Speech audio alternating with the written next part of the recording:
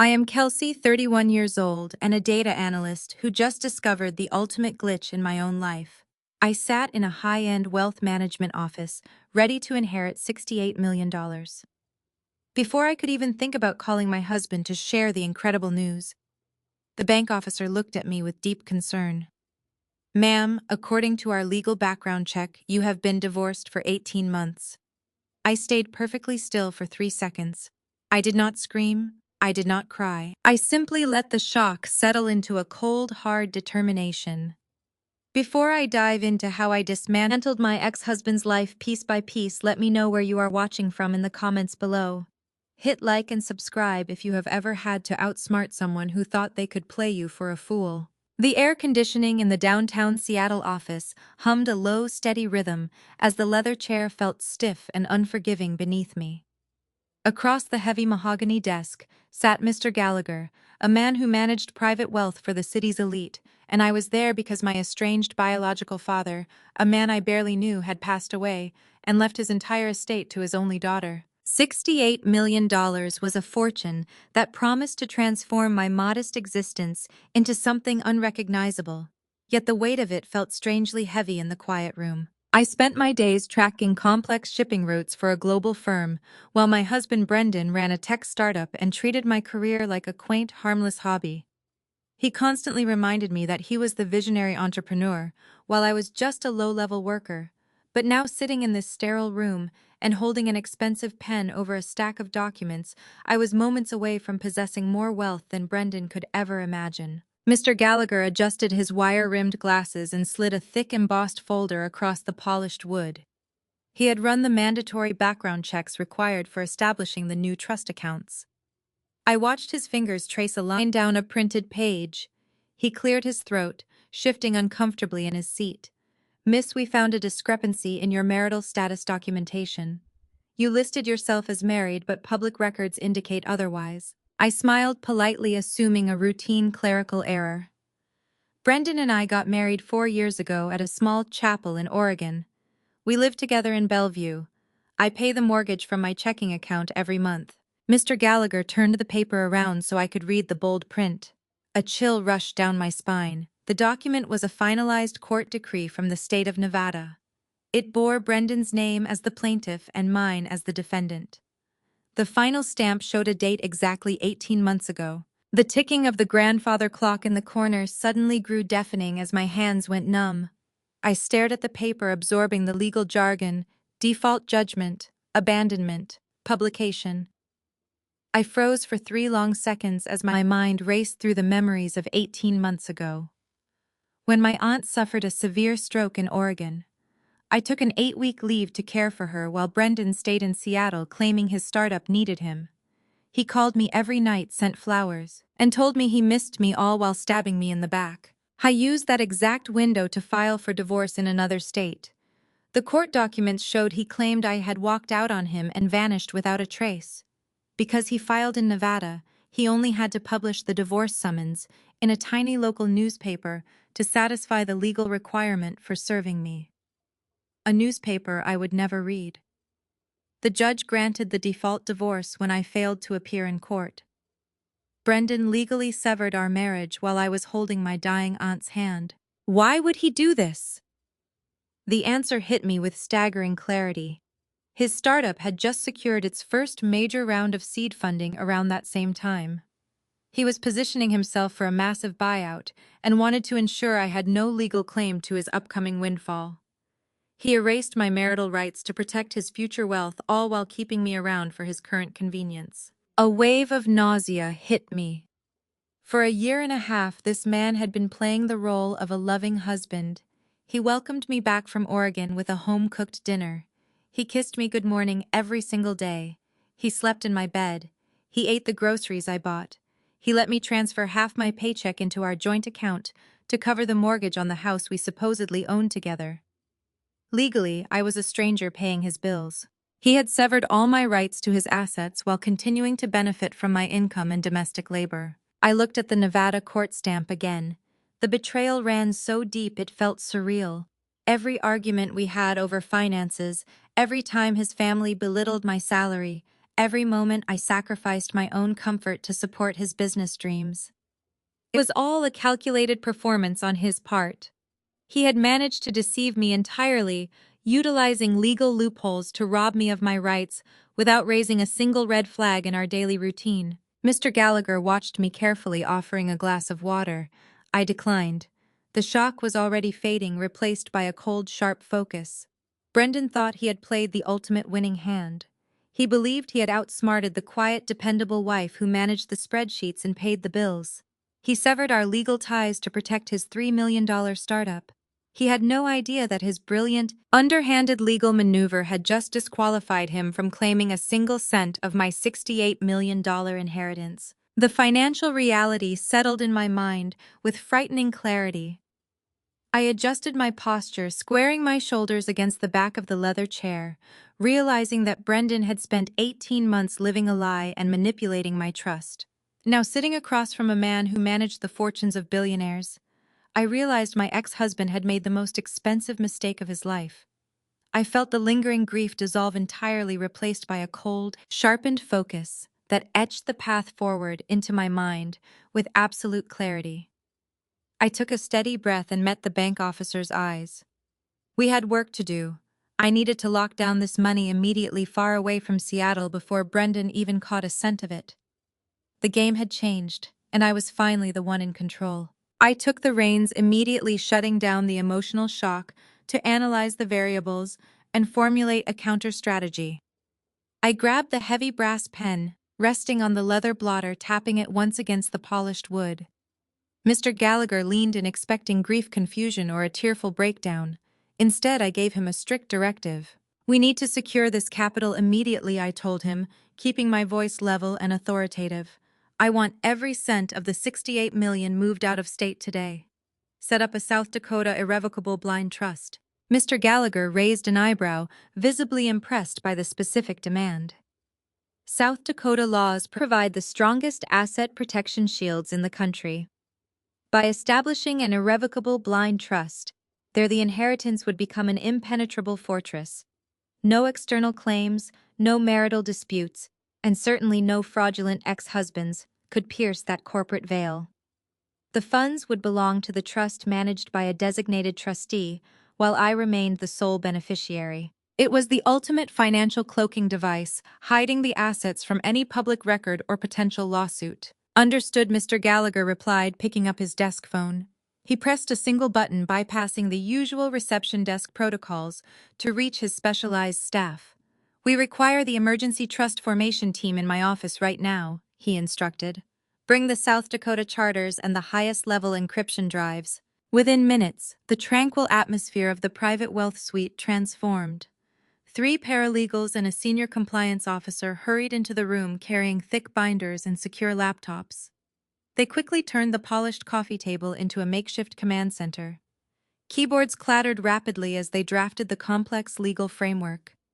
Mr. Gallagher orchestrated the movements with practiced precision, directing wire transfer protocols and bypassing standard holding periods due to the sheer volume of the estate. I watched the synchronized chaos, my mind running parallel calculations. The urgency in the room mirrored the rapid computations firing in my brain. Brendan had always treated my career with smug condescension. He saw data analysis as tedious number crunching, lacking the glamorous risk and high stakes of his tech ventures. Yet this exact analytical skill set was currently allowing me to dismantle his future without breaking a sweat. I pieced together his timeline with lethal clarity. 18 months ago, Brendan's company, a predictive analytics platform for commercial real estate, caught the attention of a major venture capital firm.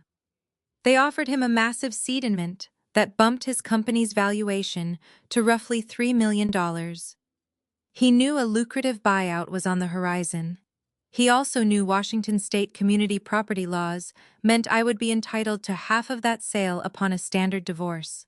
To Brendan, shielding $1.5 million from his supportive wife justified committing legal perjury and orchestrating a secret divorce across state lines. He weighed our marriage against his startup payout and chose the payout. He wanted the money while retaining the domestic convenience I provided. I handled the mundane realities of his life. I paid the mortgage on our Bellevue house. I managed the utilities' organized meal plans and kept his routine running smoothly. He weaponized my reliability using my devotion as a smokescreen while he legally severed our ties in the shadows. The mathematical irony almost made me laugh aloud. In his desperate scramble to hoard $3 million, Brendan had effectively walled himself off from a $68 million empire. Had he simply remained an honest husband, community property laws would have granted him access to this massive windfall. His greed had cost him exponential wealth. The return on investment for his deception was currently sitting at a staggering negative $65 million. A paralegal handed Mr. Gallagher a freshly printed stack of documents. The paper felt warm from the high-speed printer as he slid the stack toward me. "The South Dakota charter is ready," he announced. "The initial transfers from the estate accounts are queued and awaiting your final authorization." I reviewed the pages with the same meticulous scrutiny I applied to global logistics algorithms. Every clause, every definition of the beneficiary, every protective measure stood solid and unyielding. The trust was entirely insulated. It named me as the sole recipient, explicitly barring any current or former spouse from claiming a fractional share under any circumstance. The legal language was a masterpiece of financial defense designed to repel even the most aggressive litigation. I clicked the brass pen and signed my name on the first dotted line. The ink flowed smoothly, a dark blue contrast against the stark white paper. I flipped to the next page, signing again with rapid precision. With every stroke of the phantom weight of the past 4 years lifted from my shoulders. The girl who budgeted her salary to support an ungrateful partner vanished, replaced by a woman holding unparalleled financial leverage. I reached the final page. The notarization seal awaited my signature. I pressed the pen down one last time, sealing the creation of the blind trust. Mr. Gallagher gathered the documents, handing them off to the compliance officer for immediate execution. The digital displays on the paralegals' laptops confirmed the transaction. $68 million officially migrated into the fortress we just built. The screen blinked green, signaling the completed wire transfers. The estate was settled. The money was untouchable. I stood from the leather chair, feeling a fundamental shift in my physical presence. The power of this capital radiated through me, providing security and control. Brendan thought he held all the leverage. He thought he had outmaneuvered me by changing the rules of the game in secret. He was about to learn that I now owned the entire board. The elevator descent from the wealth management suite felt like crossing a threshold between two dimensions. I stepped out of the high-rise building into the crisp Seattle evening, the damp air biting my cheeks. Walking to the parking garage, my heels struck the concrete in a militant cadence. Inside my car, I gripped the leather steering wheel, the material feeling cool against my palms. I started the engine, letting the familiar hum vibrate through the floorboards, pulling onto the rain-slicked streets. City lights transformed into blurring streaks of amber against the windshield. Rush-hour traffic forced me to a crawl, offering time to dissect the wreckage of the life I was returning to. Every red traffic light provided a moment to catalog memories I had brushed aside to maintain domestic peace. Brendan's family had never masked their disdain for my background. His mother, Catherine, wore her arrogance like a designer accessory, wielding it at every opportunity. She treated my career as a tedious administrative chore, something a polite wife did merely to keep busy. At holiday dinners, she would wave a manicured hand and introduce me to her affluent country club friends as Brendan's little helper. She reserved her genuine enthusiasm for her son. To Catherine, Brendan was the untouchable prodigy, the tech visionary destined to change the world and elevate the family name. His sister Monica echoed this sentiment, amplifying it with sharp practical cruelty. Monica ran a boutique public relations firm and viewed the world through the narrow lens of social status. She frequently scrutinized my sensible work attire, her gaze lingering critically on my scuffed flats, before making pointed remarks about my lack of ambition. A data analyst she once scoffed over brunch, swirling a mimosa in her glass. "It sounds so incredibly dreary, Kelsey. Just staring at spreadsheets all day in a cubicle while Brendan builds a digital empire. You really should try to keep up with him." I gripped the steering wheel tighter, feeling the stitched leather yield under my knuckles. They mocked my analytical mind. Yet that very mind generated the reliable income keeping Brendan's empire afloat during its leanest years. My paycheck covered the property taxes on the sprawling Bellevue house. My quarterly bonuses paid for the professional landscaping roof repairs and premium grocery deliveries. Catherine and Monica reveled in the luxury of Brendan's entrepreneurial title, willfully ignoring the fact that my modest salary subsidized his extravagant lifestyle. They viewed me as a utility, a temporary stepping stone, holding the foundation together until Brendan secured his multi-million-dollar buyout and upgraded to a more glamorous partner. The dense traffic thinned as I merged onto the highway leading toward the eastern suburbs. Glass skyscrapers gave way to sprawling residential enclaves lined with manicured evergreens. I navigated the turns automatically tracing the route I had driven thousands of times before. Street lamps cast stretching shadows across the pristine lawns of my neighborhood, illuminating the quiet domesticity of the street. As I turned onto our cul-de-sac, a stark anomaly broke the residential landscape. I slowed the car, my foot hovering over the brake pedal. Our wide driveway was entirely blocked. A gleaming silver Porsche and a black luxury SUV sat idling near the curb vehicles that did not belong to my neighbors. I pulled to a stop across the street, shifting the transmission into park. I rolled down the window, letting the biting chill fill the cabin. A heavy rhythmic bass pulsed through the night air, vibrating against the glass of my car door. The disruptive noise originated directly from my living room. Large bay windows blazed with warm golden light, casting chaotic shadows across the front lawn. Silhouettes moved constantly behind the sheer curtains, figures holding glasses, throwing their heads back in laughter and swaying to the loud music. This was no casual gathering. This was a raucous celebration. Brendan was hosting a massive party in the house I paid for on a Tuesday night, while he believed I was still trapped at the office running data projection models. I turned off the ignition. The engine died, leaving only the sound of the thumping bass drifting across the wet asphalt.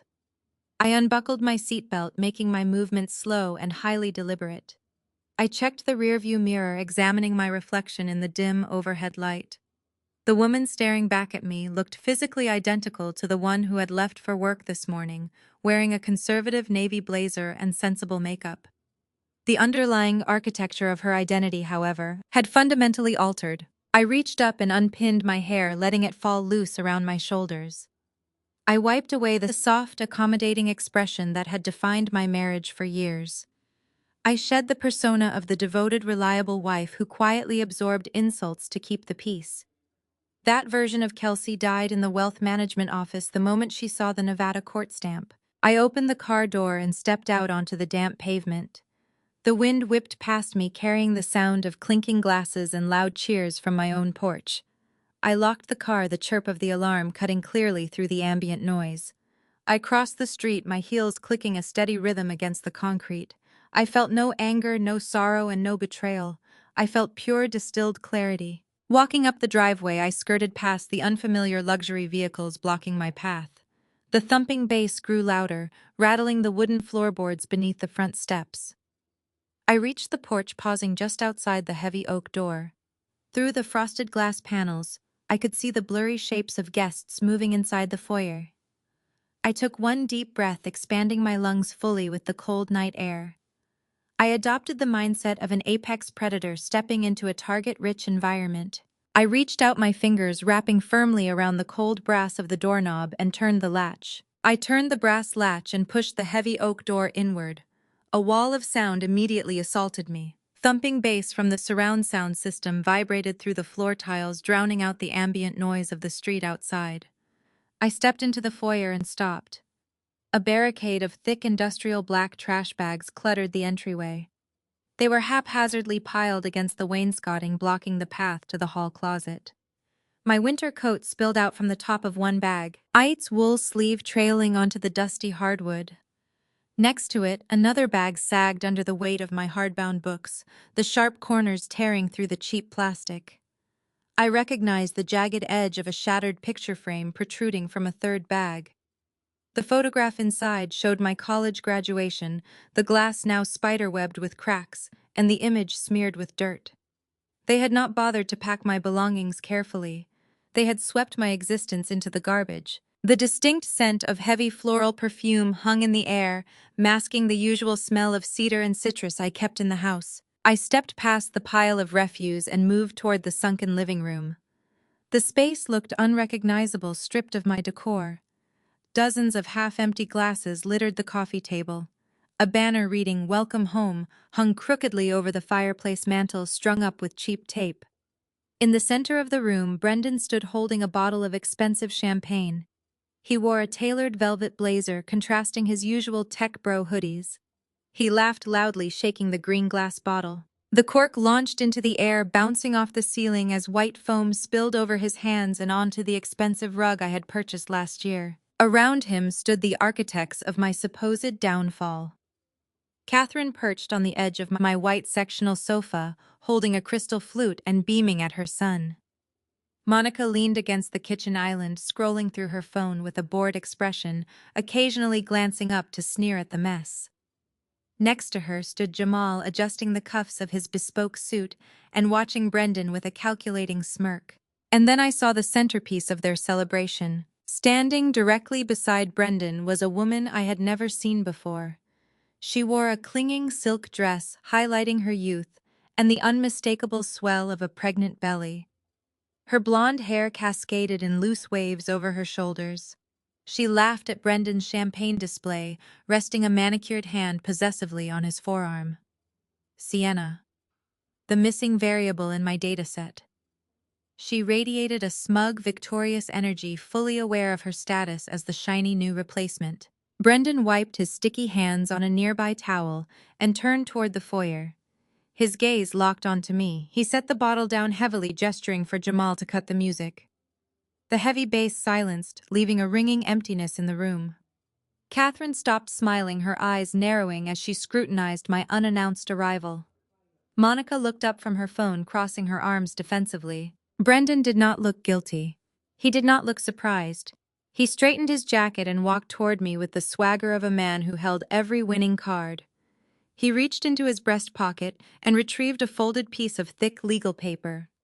His footsteps echoed on the hardwood floor. He stopped 2 feet away, thrusting the paper toward my chest. I did not raise my hands to take it. The document fluttered to the floor, landing near the toe of my sensible shoe. The bold black letters across the top read "Notice to vacate." Brendan smirked, gesturing vaguely toward the trash bags in the hall. He spoke with a loud, theatrical voice, ensuring his family captured every word of the performance. He announced the property belonged solely to him. He explained how the court awarded him the house during the default divorce proceedings, making my presence there a legal trespass. He leaned in closer, his breath smelling strongly of alcohol, and informed me that my services were no longer required to maintain his life. I then turned toward the pregnant woman by the fireplace. He extended his hand, beckoning her forward. Sienna glided across the room, wrapping her arm around his waist. Brendan proudly introduced her as the new lady of the house. He declared they had been legally married for 6 months. He boasted about their upcoming child, framing Sienna as the true partner he deserved. He suggested I call a cab and find a cheap motel, warning me that he would dial the police if I lingered on his property for another 10 minutes. Catherine let out a sharp, derisive laugh from the sofa. Monica shook her head, muttering loudly about my stubborn refusal to understand when I was unwanted. Jamal simply watched, his dark eyes tracking my every movement, waiting for a meltdown. They expected tears. They anticipated screaming or violent hysteria. They wanted a show to validate their cruelty. Instead, I maintained a stagnant, unyielding silence. My pulse remained rock steady. My breathing didn't even hitch.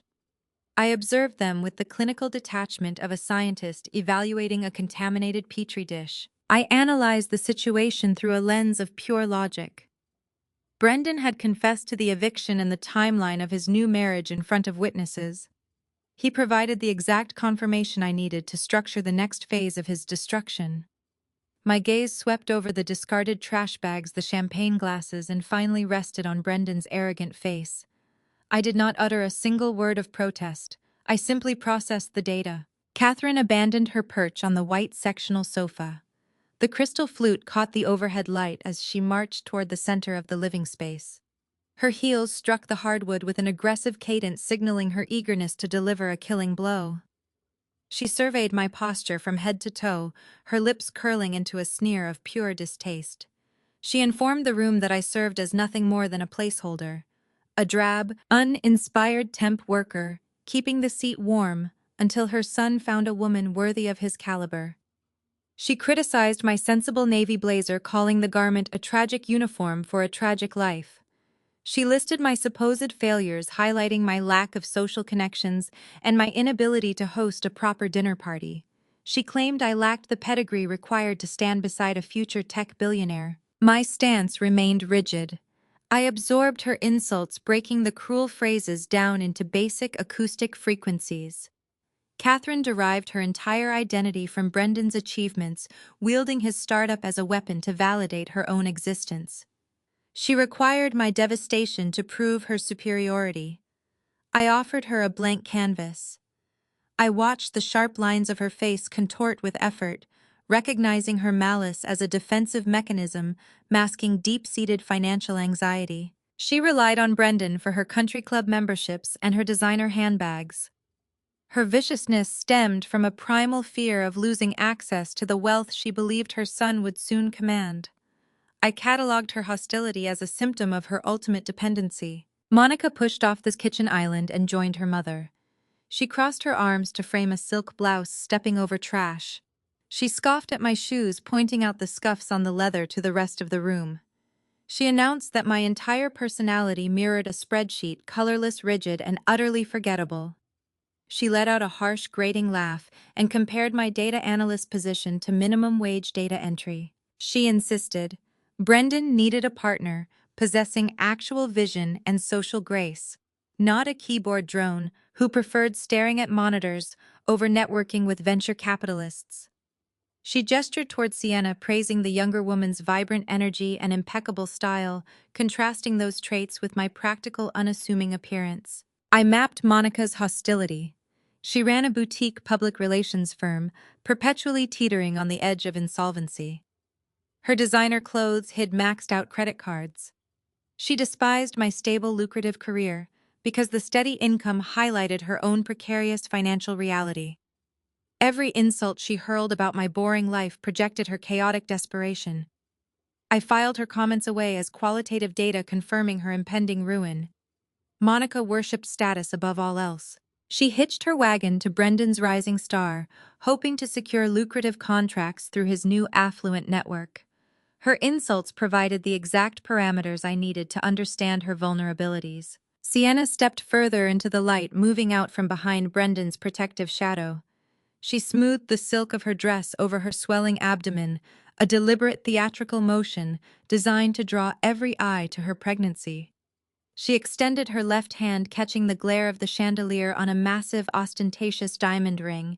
She staked her claim, announcing that this house required a real family to fill its empty rooms. She declared her impending motherhood a victory, a biological achievement that instantly elevated her above my barren corporate existence. She looked around the living room, criticizing the paint colors and the furniture layout, promising to hire a decorator to erase every trace of my presence. She told me to leave quietly and let them enjoy their new chapter. I scrutinized the diamond on her finger. The cut and clarity suggested a price tag upwards of $40,000 capital Brendan had undoubtedly diverted from the joint accounts I funded. Sienna practically vibrated with smug satisfaction, reveling in her role as the victorious usurper. She viewed her youth and her pregnancy as impenetrable shields. I saw those elements as liabilities tied to a man who possessed zero actual wealth. Sienna had secured a front-row seat on a sinking ship, mistaking the sound of rushing water for applause. She believed Brendan offered a gateway to high society. She remained blissfully unaware that her luxurious new lifestyle rested entirely on a foundation of perjury and stolen assets. The barrage of insults subsided, leaving a heavy, expectant atmosphere in the living room. Brendan, Catherine, Monica, and Sienna watched me, their faces flushed with the exertion of their collective malice. They waited for the inevitable collapse. They wanted me to drop to my knees, beg for explanations, or flee the house in a fit of hysterical tears. The script they had written in their heads ended with my total breakdown. I denied them their climax. I locked my gaze onto Catherine. I let the quiet stretch expanding until the silence filled every corner of the room.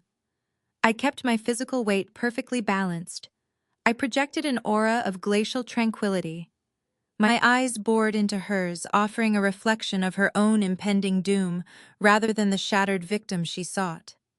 I assessed her not as a mother-in-law, but as a hostile variable soon to be eliminated from my equation. The prolonged quiet rapidly turned toxic. Catherine's confident sneer wavered. Her shoulders dropped a fraction of an inch under the weight of my stare. The crystal flute in her hand trembled, sloshing pale liquid against the delicate rim. She opened her mouth to speak, perhaps wanting to issue another insult to regain control, but the harsh words died in her throat. She finally looked away, first unnerved by a reaction she could not comprehend or manipulate. Monica shifted uncomfortably, dropping her arms to her sides and stepping back. Brendan's triumphant smirk tightened into a rigid, unsure line across his face. They had thrown their heaviest artillery, and the targeted victim remained entirely unblemished. The power dynamic subtly tilted in the silence, making way for Jamal to step into the fray. The heavy silence following Catherine's retreat provided the perfect stage for Jamal. He stepped forward from the kitchen island, his leather wingtip shoes striking the hardwood with a slow, rhythmic confidence. At 36, the African-American corporate auditor possessed an imposing physical presence, amplified by a meticulously tailored bespoke suit that hugged his broad shoulders.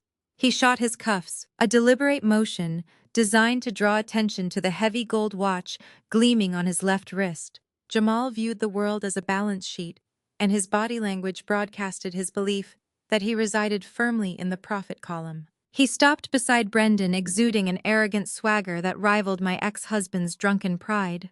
Jamal thrived on superiority, looking down at me with a patronizing smirk that made my skin crawl. "You should really be thanking Brendan Kelsey," he said, his voice dripping with condescension. "Most guys would have left you with a mountain of debt, but he's letting you walk away with a clean slate. It's charity, really." Jamal leaned against the back of the white sectional sofa, crossing his arms to showcase the expensive fabric of his suit. "See, while you were busy playing house and counting your little paycheck, we were playing a much bigger game. You wouldn't understand the kind of high-stakes moves it takes to build real wealth. You were just the reliable little worker bee in the background, keeping things quiet while the grown-ups secured the future." His ego demanded an audience, and since his family only offered cheers, he sought validation through my humiliation. He stepped closer, the smell of expensive cologne and aged scotch wafting from him. "I'm the reason Brendan is where he is. I made sure every dollar of that venture capital was tucked away, where nobody, especially not a jilted ex-wife, could ever find it. I made Brendan invisible to the courts. While you were holding your aunt's hand, I was making sure you'd never see a cent of what he was building. You're holding a losing hand, Kelsey, and you didn't even know we were playing." Then, driven by pure hubris, Jamal handed me the keys to his own destruction. He wanted to twist the knife. He outlined exactly how he managed the $3 million payout. He smirked broadly and revealed his strategy for keeping the capital hidden from the Nevada court system during the default divorce proceedings. Jamal boasted about establishing a network of shell companies in Delaware. He explained how he routed the venture capital funds through these shadow entities, completely masking Brendan's actual net worth. He essentially painted Brendan as a penniless founder on paper while hiding millions in untraceable corporate structures. He chuckled, praising his own auditing genius for making the money vanish from public record, ensuring I walked away with absolutely nothing. He stood there, chest puffed out, waiting for my jaw to drop. He expected me to crumble under the weight of his grand financial conspiracy. My physical posture remained static, but a cold fury ignited behind my eyes. I didn't need to be a corporate auditor to hear the confession in his bragging.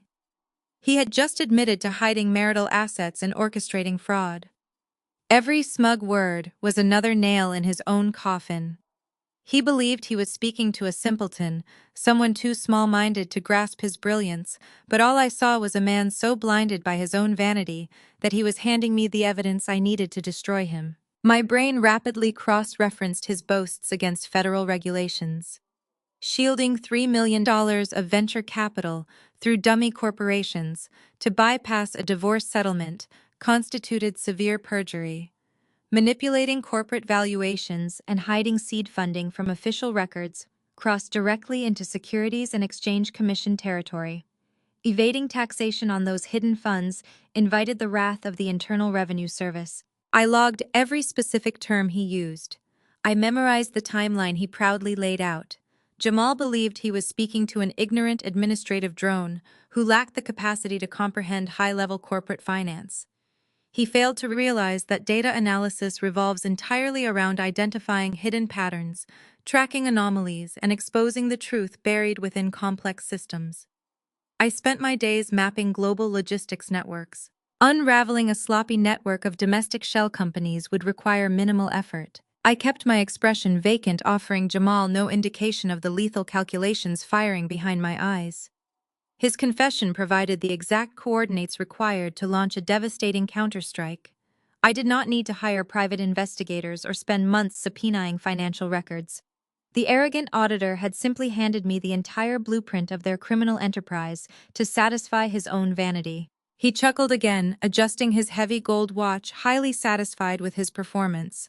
He told me to pick up my trash bags and find a quiet place to accept my new reality. He turned his back to me, returning to his spot by the kitchen island, lifting his glass of scotch to salute Brendan's brilliance. I watched them celebrate their perceived victory. They felt invincible, insulated by their hidden wealth and their successful legal manipulation. They had no concept of the danger they had just invited into their lives. Jamal thought he had buried me under a mountain of insurmountable financial maneuvering. In reality, he had just supplied the precise ammunition I needed to trigger federal investigations, audit sweeps, and criminal indictments. The $68 million, sitting securely in my blind trust, provided the shield. Jamal's reckless admission provided the sword. The balance of power had shifted completely. I was the only person in the room aware of the new dynamic. I required no further information from these people. The data collection phase was officially complete. I pivoted away from Jamal and his posturing. I offered no dramatic speech or tearful plea. The living room remained trapped in a tense, expectant silence.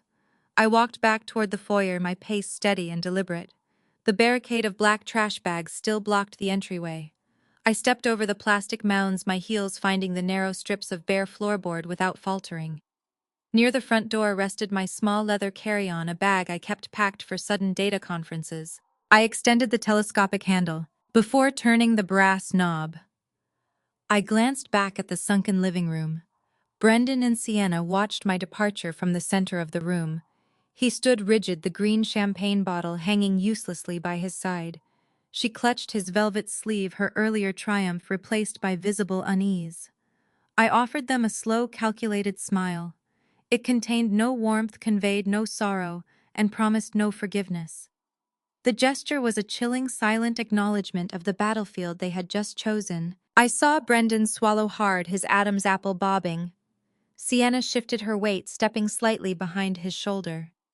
The air in the room grew cold. I opened the door and walked out into the damp night, pulling my bag behind me. The rain had intensified, drumming a steady rhythm against my car windshield as I drove away from the cul-de-sac. I navigated the familiar suburban streets without checking the rearview mirror.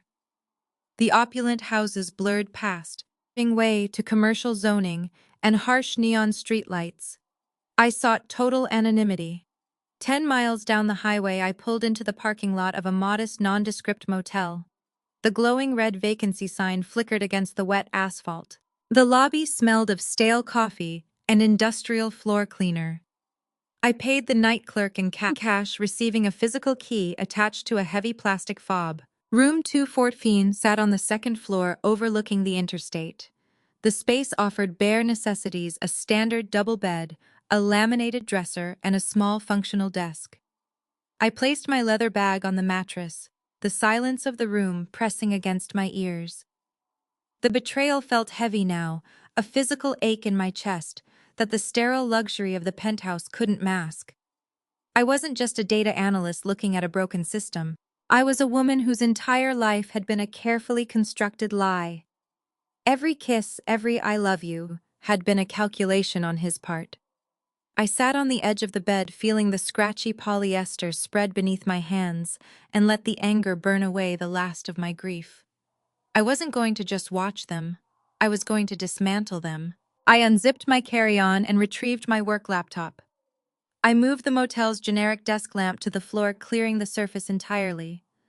I plugged in the power adapter, the screen illuminating my face with a harsh blue glow. This narrow particle board table instantly transformed into a digital command center.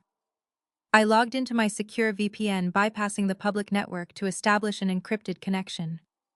My fingers flew across the keys, building the initial framework for the operation. I opened a sterile messaging platform, one utilized exclusively for sensitive corporate communications. I drafted a message to Attorney Vance. The text was concise, devoid of emotional weight. "The game has initiated," I typed. "Prepare the snare for a jurisdiction dispute. Wait for my signal to accept their forthcoming legal filings. Do not block their attempts to make contact." I hit send. The message vanished into the encrypted server.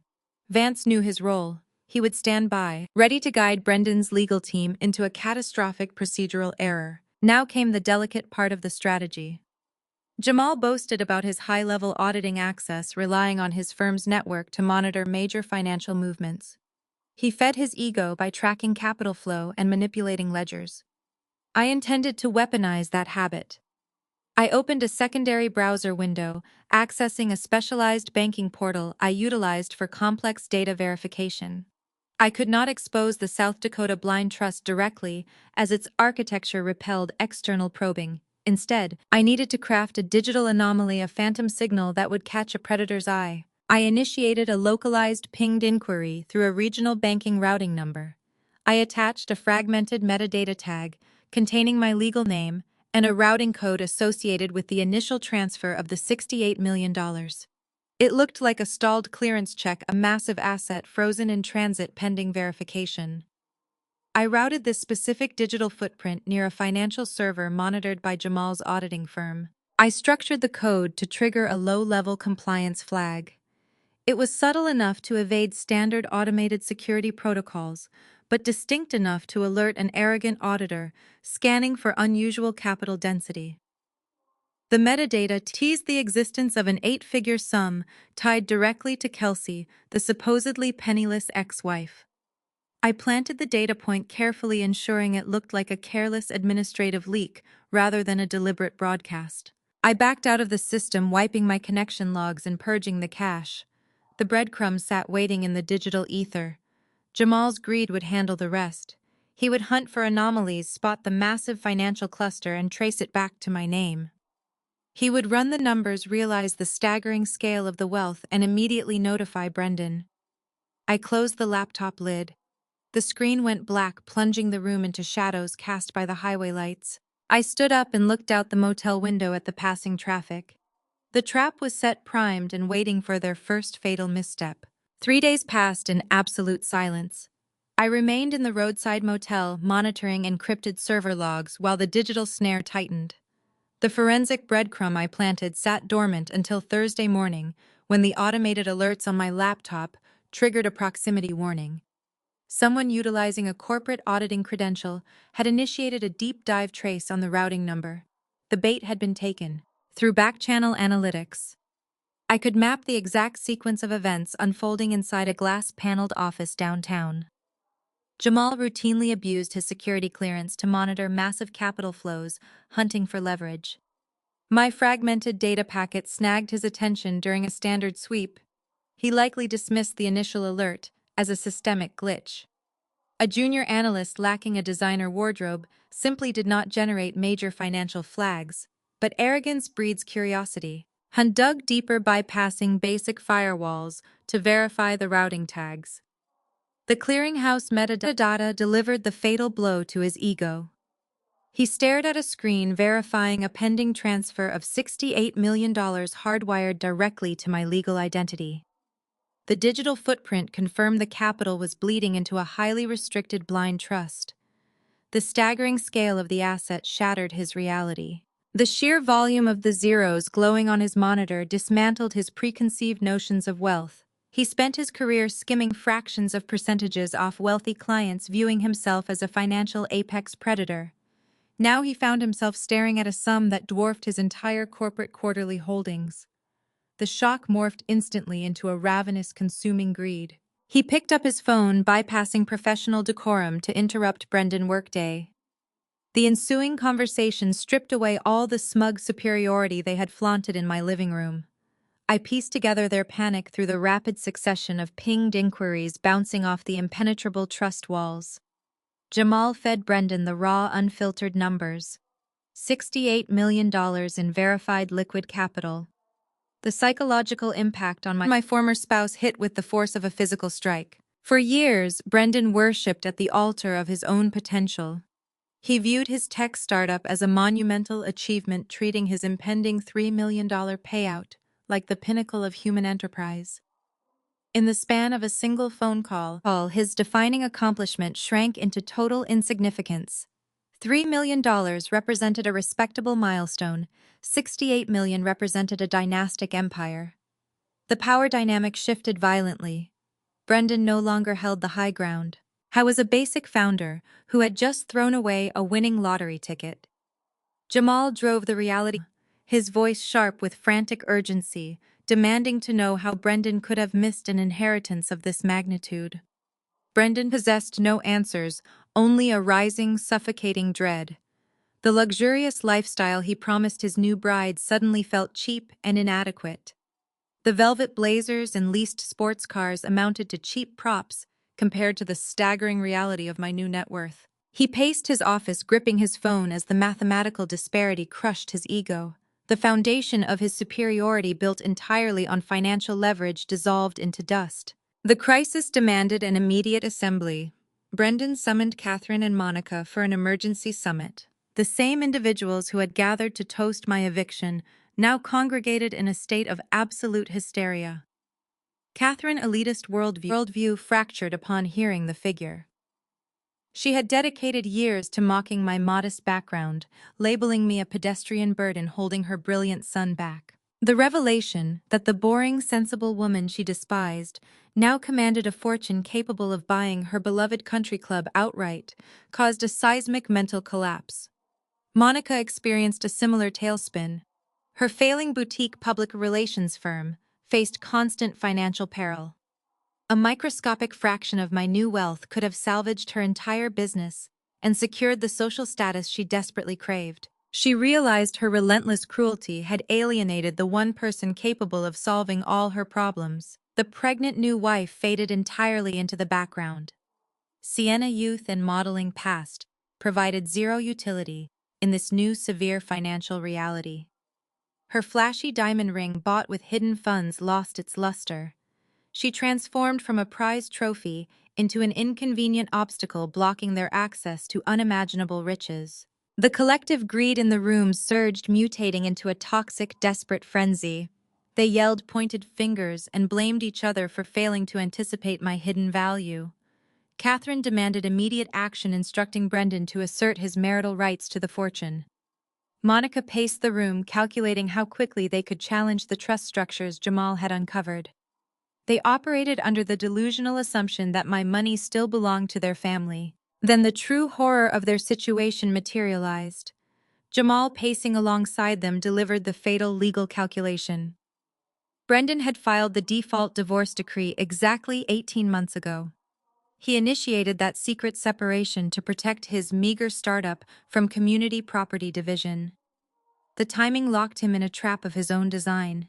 By severing the marriage a year and a half before my biological father passed away, Brendan forfeited any legal standing to claim a spousal share of the inheritance. His brilliant, underhanded maneuver to save $1.5 million had officially walled him off from claiming $34 million. Brendan had assumed the Washington state community property laws presented the greatest threat to his startup.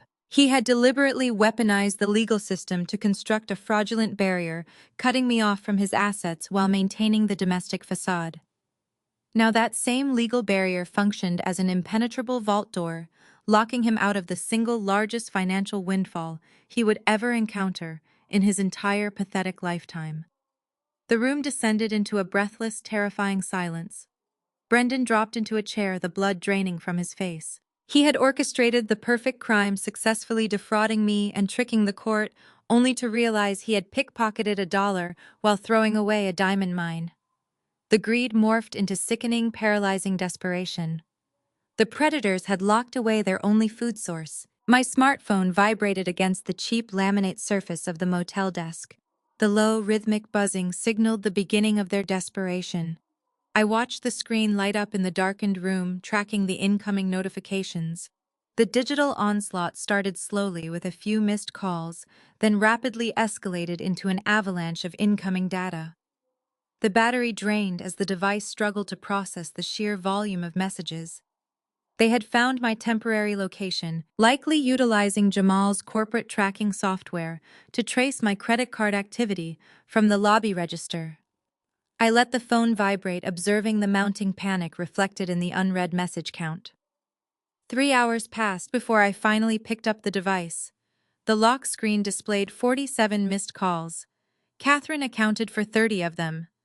I swiped open the messaging application, tracing the frantic shift in her tone. The woman who recently mocked my practical shoes and career now addressed me with sickening affection. Her texts read like desperate pleas from a devoted mother. She spun a frantic narrative insisting the eviction was a terrible misunderstanding. The messages grew increasingly unhinged as she realized I was ignoring her. Catherine threw the pregnant wife under the bus without hesitation. She labeled Sienna a calculating gold digger, a manipulative home wrecker who had temporarily blinded Brendan. Catherine typed that I was the true daughter of the family, the only woman worthy of her son, begging me to return home so we could fix this nightmare together. Monica added her frantic backtracking. Her messages flooded my inbox, filled with excessive apologies and false camaraderie. She claimed she had always admired my work ethic, attempting to bond over our shared status as independent career women. The boutique public relations owner tried to spin her previous insults as misdirected stress, promising a lavish spa weekend to make amends. The transparency of their greed bordered on comical. The sudden discovery of a $68 million trust fund had instantly cured their deeply entrenched elitism. I felt a cold satisfaction reading their panicked backtracking, knowing their sudden loyalty was entirely purchased. A heavy rhythmic pounding on my motel room door interrupted my reading. The sound echoed through the thin walls, vibrating the cheap brass security chain. I set the phone down. My pulse remained steady. I stood and smoothed the wrinkles from my simple cotton sweater, preparing my physical posture. I walked to the door and peered through the scratched peephole. Brendan stood in the exterior corridor. The harsh fluorescent lighting of the motel walkway cast deep shadows across his face. Rain dripped from his dark hair, plastering the wet strands to his forehead. He had shed his tailored velvet blazer, opting instead for a rumpled, rain-soaked wool sweater that clung to his shivering frame. He wanted to project profound misery. He wanted to look like a man destroyed by the loss of his true love, rather than a fraudster panicking over a missed payday. I undid the chain and pulled the door inward. The cold, damp air rushed into the heated room. Brendan did not wait for an invitation. He stumbled across the threshold, his soaked shoes squeaking against the worn carpet. He stopped a few feet away, his chest heaving with exaggerated breaths. His eyes were bloodshot, likely the result of aggressively rubbing them in the car before knocking. He collapsed onto his knees. The sudden movement sent a spray of rainwater onto my shoes. He reached out his wet hands, gripping the hem of my jeans. He buried his face against my legs, letting out a jagged, theatrical sob. The performance was meticulous. He weaponized vulnerability, attempting to trigger the nurturing instincts I had displayed throughout our marriage. He begged for forgiveness, his voice cracking with fabricated anguish. Internal revulsion churned in my stomach, a physical rejection of his proximity. I wanted to kick him backward into the corridor. Instead, I engaged my carefully constructed mask. I forced a tremor into my hands. I let my shoulders slump, projecting confusion and lingering heartbreak. I reached down, my fingers lightly grazing his damp hair, offering a hesitant touch. Brendan lifted his head, sensing the opening. Tears streamed down his cheeks, mingling with the rainwater. He launched into his rehearsed defense, desperate to rewrite the legal reality separating him from the trust fund. He swore the default divorce was a catastrophic accident. He blamed the situation on a shady lawyer claiming a clerical error triggered the final decree without his knowledge. He wove a complex, frantic lie insisting he hired an attorney merely to draft a post-nuptial agreement, and the incompetent counsel filed the wrong paperwork. He then directed his fabricated outrage toward Sienna. He claimed the younger woman discovered the legal error and used her unexpected pregnancy to blackmail him. He painted himself as a tragic victim trapped by a manipulative model threatening to destroy his reputation if he did not play along with the eviction. He gripped my hands, squeezing them tight, swearing he never wanted Sienna, never wanted the divorce, and never stopped loving me. The sheer audacity of his lies required a monumental effort to digest without breaking character. He expected me to believe a high-level tech founder accidentally divorced his wife and forgot to mention it for 18 months. I cataloged his excuses, recognizing them as the necessary components for my trap. He needed to believe his performance was working. He needed to feel the money shifting back within his grasp. I let a single tear escape, tracing a slow path down my cheek.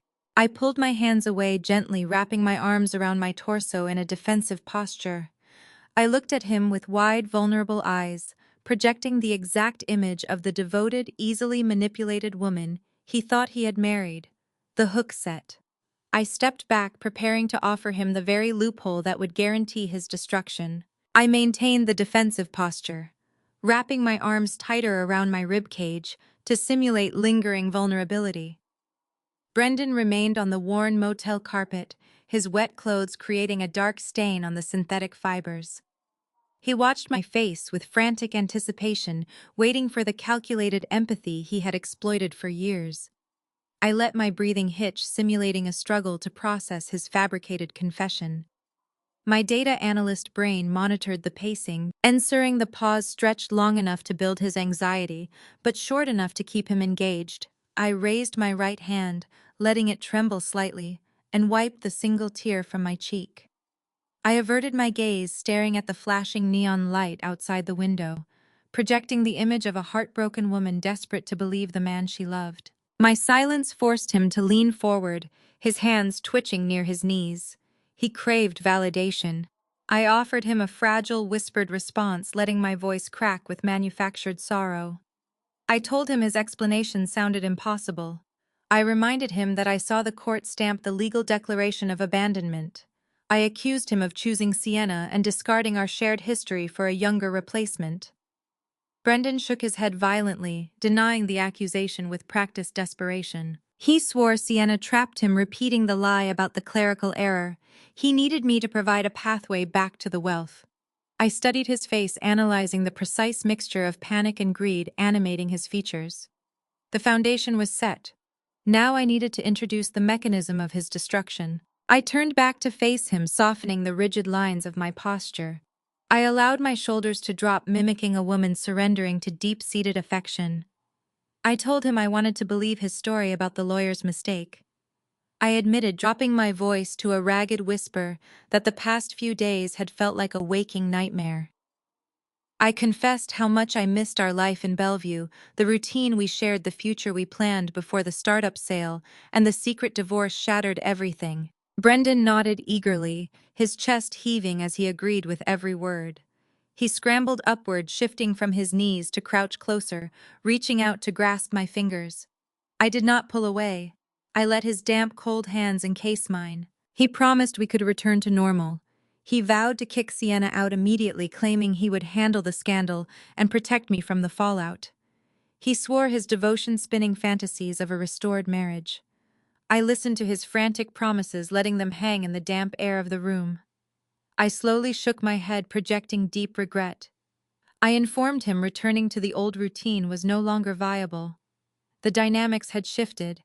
I told him my biological father had passed away, leaving me a substantial inheritance. I deliberately kept my tone neutral, underplaying the magnitude of the trust fund while ensuring he understood the financial reality. I watched his pupils dilate. The mention of the capital triggered an involuntary physical response. His breathing accelerated. His clammy grip on my fingers tightened, betraying the immense greed surging through his veins. I continued the performance, explaining that this new life, this sudden influx of capital required immense security. I told him the bank had locked the assets away because of the Nevada court decree. I lowered my gaze, staring at our joined hands. I whispered that the money meant nothing without the man I loved to share it with. I fed him the exact narrative his ego demanded. I suggested that if the divorce truly resulted from a rogue attorney's mistake, there must be a legal remedy. I framed the situation as a tragic bureaucratic hurdle. I presented the loophole wrapped in a plea for reconciliation. I told Brendan that if he could somehow fix the paperwork, if he could prove to the court that the separation was a fraudulent error and officially reinstate our union, I might find the strength to forgive him. I dangled the prospect of facing the future together, unified as a legally married couple, commanding unparalleled wealth. I stated clearly that the trust fund administrators required definitive proof of our continuous marriage to release any spousal access. I let the bait float right in front of him. The implication was unmistakable. Fixing the divorce equaled securing access to $68 million. The transformation in Brendan's demeanor occurred instantaneously. The fabricated misery vanished, replaced by a terrifying feral hunger. His eyes lit up, reflecting the neon glare from the window. The calculation hijacked his features. He saw the path to the money. He believed he possessed the cunning to manipulate the legal system a second time. He released my hands and sprang to his feet, his wet clothes suddenly irrelevant. He paced the small carpeted area between the bed and the desk, his frantic mind racing. He assured me he could fix it. He promised to contact his legal team tonight. He swore he would file the necessary motions to vacate the decree, declaring he would tear down whatever bureaucratic walls stood between us. I watched him grab his phone from his pocket, his thumb already swiping to find Jamal's contact. He needed the arrogant auditor to navigate the court system. Brendan paused near the door, turning back to flash a triumphant, greedy smile. He told me to pack my bags, promising to send a car for me as soon as the judge corrected the record. He yanked the heavy door open and rushed into the stormy corridor, breaking into a sprint. He believed he was racing toward a dynastic fortune. I stood in the quiet room, listening to his retreating footsteps echo against the concrete walkway. He was sprinting directly into a meticulously designed federal perjury trap that he could never escape. The heavy metal latch clicked shut behind him. I slowly turned the lock on the deadbolt, stepped back into the shadows, and finally smiled. The deadbolt slid into place with a heavy metallic thud. I leaned against the cheap laminate door, listening to the rhythmic slapping of rain against the exterior walkway. The vulnerable weeping wife vanished, replaced instantly by the cold architect of the snare. I walked back to the small desk, flipped my laptop open, and watched the encrypted messaging portal illuminate my face. Brendan had taken the bait with a velocity that exceeded even my most aggressive projections. Greed functions as a predictable metric. It overrides basic logic, silences institutional caution, and blinds its host to obvious danger. I typed a quick status update to Attorney Vance, confirming the target was moving rapidly toward the legal checkpoint. Then I closed the laptop, finally allowing myself to rest.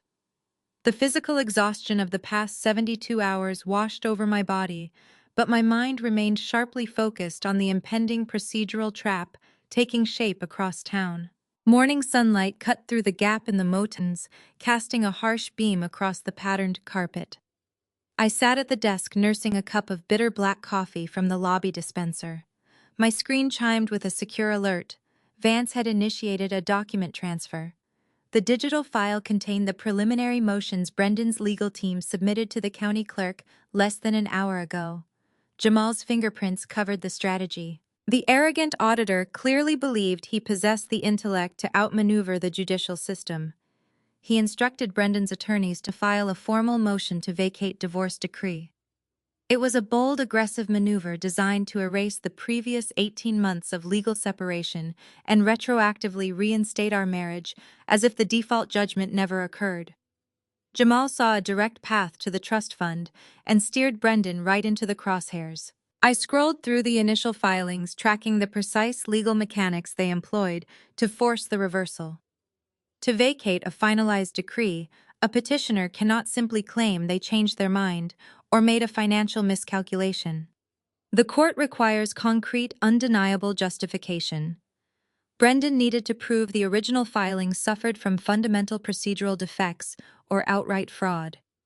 Jamal chose the path of least resistance, banking heavily on the fact that I would not contest the motion. They framed the original Nevada filing as a catastrophic misunderstanding, a rogue document submitted by overzealous outside counsel without Brendan's informed consent. The sheer audacity of their narrative was breathtaking. They essentially asked the presiding judge to pretend the divorce was a typographical error. But to execute this maneuver, Brendan had to cross a lethal legal threshold. I took a slow sip of the scalding coffee, my eyes tracking the incoming data packets from Vance. The attorney sent a secondary file labeled with high-priority tags. This was the core component of the trap, the exact mechanism I needed to finalize his destruction. In order to convince the judge that the divorce was a mistake, Brendan had to submit a sworn affidavit.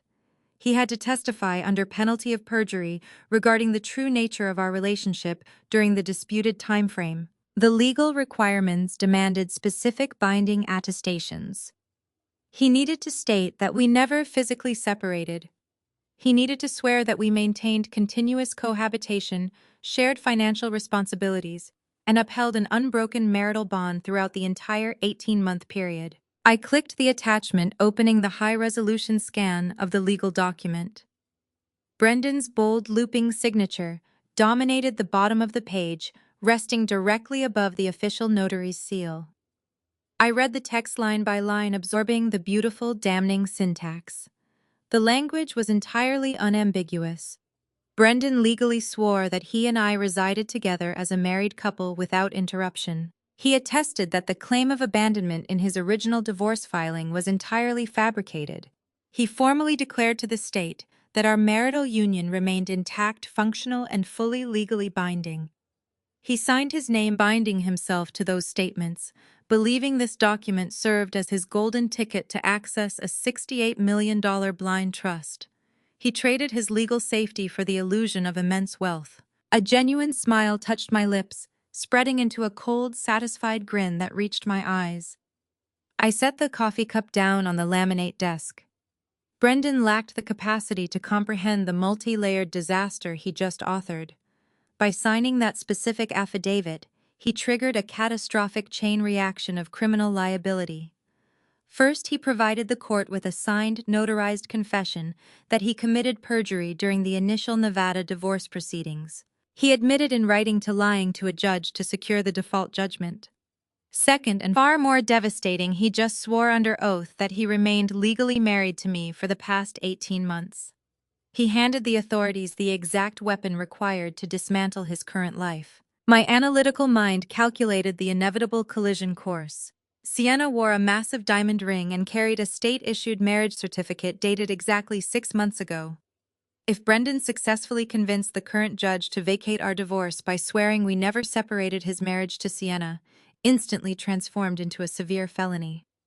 He could not be legally married to 2 women simultaneously. By attempting to grab my inherited wealth, he documented his own guilt. I handed the judicial system written, undeniable proof of bigamy and perjury. The trap was no longer theoretical. The steel jaws had slammed shut, locking him inside a cage built entirely by his own boundless greed. I leaned back in the chair, watching the heavy rain wash over the motel window pane, fully ready to initiate the next phase of the operation. Brendan had provided the confession. Now I just needed to assemble the rest of the financial arsenal. I turned away from the rain-streaked window and faced the laminate desk. The single laptop screen felt insufficient for the sheer volume of data mining required. A quick trip to a nearby electronics retailer solved that logistical bottleneck. Within an hour, 2 large external monitors flanked my primary device, transforming the dim motel quarters into a high-capacity processing hub. I drew the heavy blackout curtains shut, sealing out the damp gray afternoon. The triple screens cast a sharp, blue-white glare across the room, illuminating the worn carpet and the unmade bed. I rolled my shoulders to release the lingering tension from the morning's revelations. My fingers hovered over the keyboard, finding their familiar resting positions on the home row. The transition from target to predator formalized in the digital realm. I engaged my specialized analytics software, firing up the custom algorithms I utilize daily to track missing freight containers and global supply chain disruptions. Human greed leaves a distinct traceable signature. Jamal had practically painted a target on his chest during his boastful monologue in Brendan's living room. He threw around specific structural terms, referencing routing methods and corporate shields. He assumed the jargon would overwhelm a simple administrative worker. He vastly underestimated the lethal precision of a senior data analyst.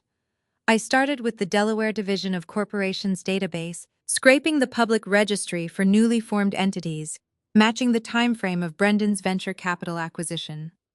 Thousands of results populated the screen. I applied a series of Boolean operators filtering the list by registered agents, overlapping postal boxes, and fractional ownership percentages. The raw data cascaded down the left monitor, a waterfall of sterile text hiding millions in illicit capital.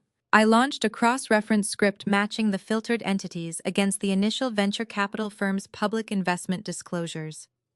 Red flags popped up across the spreadsheet cells. A cluster of 3 specific limited liability companies shared a registered address traced back to a mailbox processing center just blocks from Jamal's auditing firm. I isolated those 3 entities, stripping away the outer layers of their corporate filing history. My keystrokes fell into a rapid, rhythmic cadence. The mechanical clatter filled the silent room. I stopped viewing Brendan and Jamal as former family members. They morphed into errant data points requiring systematic neutralization. The financial architecture of their scheme revealed itself with stunning clarity. Jamal possessed the technical clearance to audit Brendan's tech startup prior to the venture capital pitch. The numbers on the screen mapped the deception. Jamal manipulated the user acquisition metrics, artificially inflating the platform's engagement statistics by routing ghost traffic through offshore servers. He falsified the recurring revenue projections, creating a ghost ledger that bloated the startup's valuation to that critical $3 million mark. The venture capitalists bought the inflated data and authorized the seed funding. That constituted the first phase of the federal crime. The second phase involved the subsequent concealment. Once the capital hit Brendan's primary corporate accounts, Jamal engineered a rapid dispersion. I tracked the routing numbers through international clearinghouses. The money splintered into dozens of microtransactions flowing into the 3 Delaware shell companies. By breaking the capital down and transferring it as consulting fees and intellectual property licensing, Jamal effectively washed the funds. He scrubbed the money clean of its initial origin, hiding the massive payout from Brendan's personal tax filings. This maneuver successfully shielded the assets from the Nevada divorce court, presenting Brendan as a struggling founder. The fundamental logic behind their strategy relied entirely on the perceived opacity of the corporate veil. They believed the layered transactions created a labyrinth too complex for a standard divorce attorney to unravel. They were correct in that specific assumption. A family law practitioner lacks the forensic resources to dissect coordinated tax evasion. I, however, parsed complex data networks for a living. I tracked missing shipping crates across multiple international borders on a daily basis, deciphering chaotic customs manifests and identifying instances of systemic corporate theft executed by highly sophisticated smuggling rings. Exposing Jamal's domestic money laundering felt like untangling a simple knot. I compiled the transaction hashes, logging the precise timestamps when the funds moved from the venture capital escrow into the startup's accounts and subsequently vanished into the Delaware shells. I mapped the corresponding dates against Jamal's signed audit reports. The chronological overlap proved devastating. Jamal signed off on the financial integrity of a company while simultaneously establishing the offshore channels to drain it. My middle monitor displayed a sprawling, interconnected web of illicit financial movement. Every node represented a federal violation. Every line connecting them represented undeniable intent to defraud. I did not feel anger as I highlighted the discrepancies. The emotional detachment provided a functional advantage. I felt the resonant satisfaction of a mathematician solving an intricate equation. The variables aligned perfectly. The result equaled total ruin for the architects of the fraud. I captured screenshots of the falsified ledgers downloading the encrypted transaction receipts from the clearinghouse servers. I categorized the evidence into distinct meticulously labeled folders. The first folder contained the proof of the inflated user metrics, directly implicating Brendan in defrauding the venture capital investors. The second folder held the routing pathways proving Jamal engineered the tax evasion strategy. The third folder linked Brendan's sudden lack of personal income to his fraudulent divorce filings. Each digital file functioned as a lethal strike against their freedom. I formatted the raw numbers into clean, accessible charts, translating the complex data into undeniable visual proof.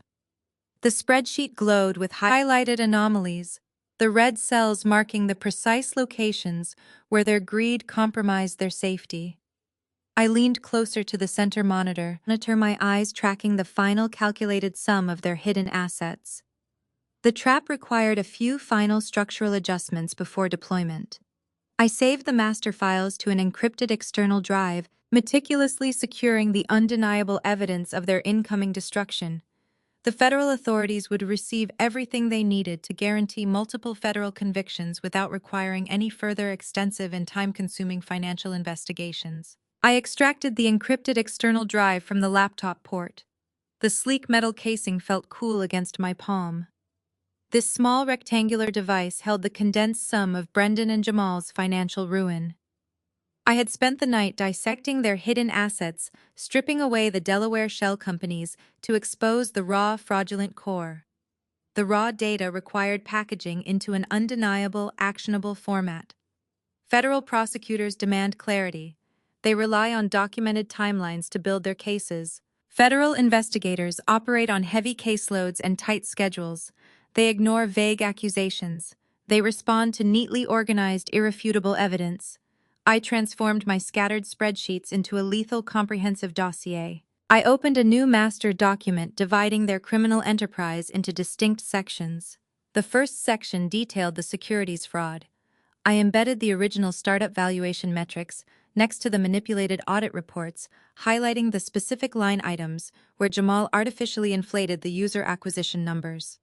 I included the digital signatures proving Jamal utilized his high-level credentials to authorize the fabricated data. The second section mapped the money laundering and tax evasion. I generated a clear flowchart illustrating the movement of the $3 million venture capital payout. The diagram traced the funds from the initial corporate escrow through the international clearinghouses and directly into the untaxed offshore accounts. I attached the corresponding bank statements matching every hidden dollar to Brendan's personal identifiers. The final section of the dossier summarized the perjury. I linked Brendan's sudden lack of reported income to his fraudulent divorce filings, demonstrating the financial motive behind his secret legal maneuvers. The package contained no emotional narrative. I stripped away all personal grievances, leaving only cold, undeniable math. It read like a sterile clinical autopsy of a vast corporate crime. I converted the master document into a secure file format, locking it behind a dense cryptographic key. I accessed the official whistleblower portals for the Securities and Exchange Commission and the Internal Revenue Service. Both agencies maintained secure anonymous submission channels designed to receive actionable intelligence on major financial crimes. I navigated the Stark government web pages, filling out the required submission fields with precise calculated terminology. I uploaded the encrypted dossier, attaching the cryptographic key in a separate secure transmission layer. I watched the progress bar inch across the screen, tracking the upload of their impending destruction. The bar reached the end, turning solid green. A sterile confirmation message appeared on the screen, verifying the successful receipt of the files. The federal mechanisms were officially in motion. The government now possessed everything needed to launch aggressive investigations, freeze assets, and secure multiple criminal indictments. I closed the browser windows and shut down the laptop. The blue glare vanished, leaving the motel room in the dim light of the overcast morning. I packed the external drive and the computer into my leather carry-on, moving with deliberate, unhurried efficiency. The digital execution was complete. The physical confrontation remained. I checked my phone, noting a scheduled meeting with Attorney Vance to finalize the courtroom choreography. I drove downtown, navigating the familiar slick streets with a steady, relaxed grip on the steering wheel. The atmosphere inside Vance's office provided a sharp contrast to the chaotic energy of my previous life. Polished oak silent corridors and the smell of expensive leather signaled a space where power operated quietly. Vance sat behind his desk, reviewing the latest filings from Brendan's legal team. He tapped a printed motion, signaling his readiness to finalize our plan. He looked up as I entered, a grim, satisfied expression setting his features. We spent the next 2 hours mapping the exact sequence of events for the upcoming hearing.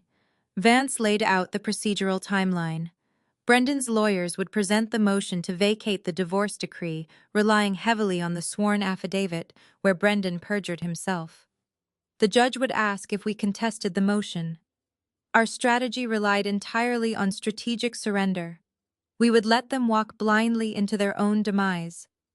I instructed Vance to offer zero resistance. We needed the judge to approve Brendan's request, officially reinstating our marriage before we deployed the lethal countermeasure. Vance confirmed the trust documents were secure. The $68 million remained firmly locked behind the South Dakota Shield, legally untouchable, even if the marriage resumed.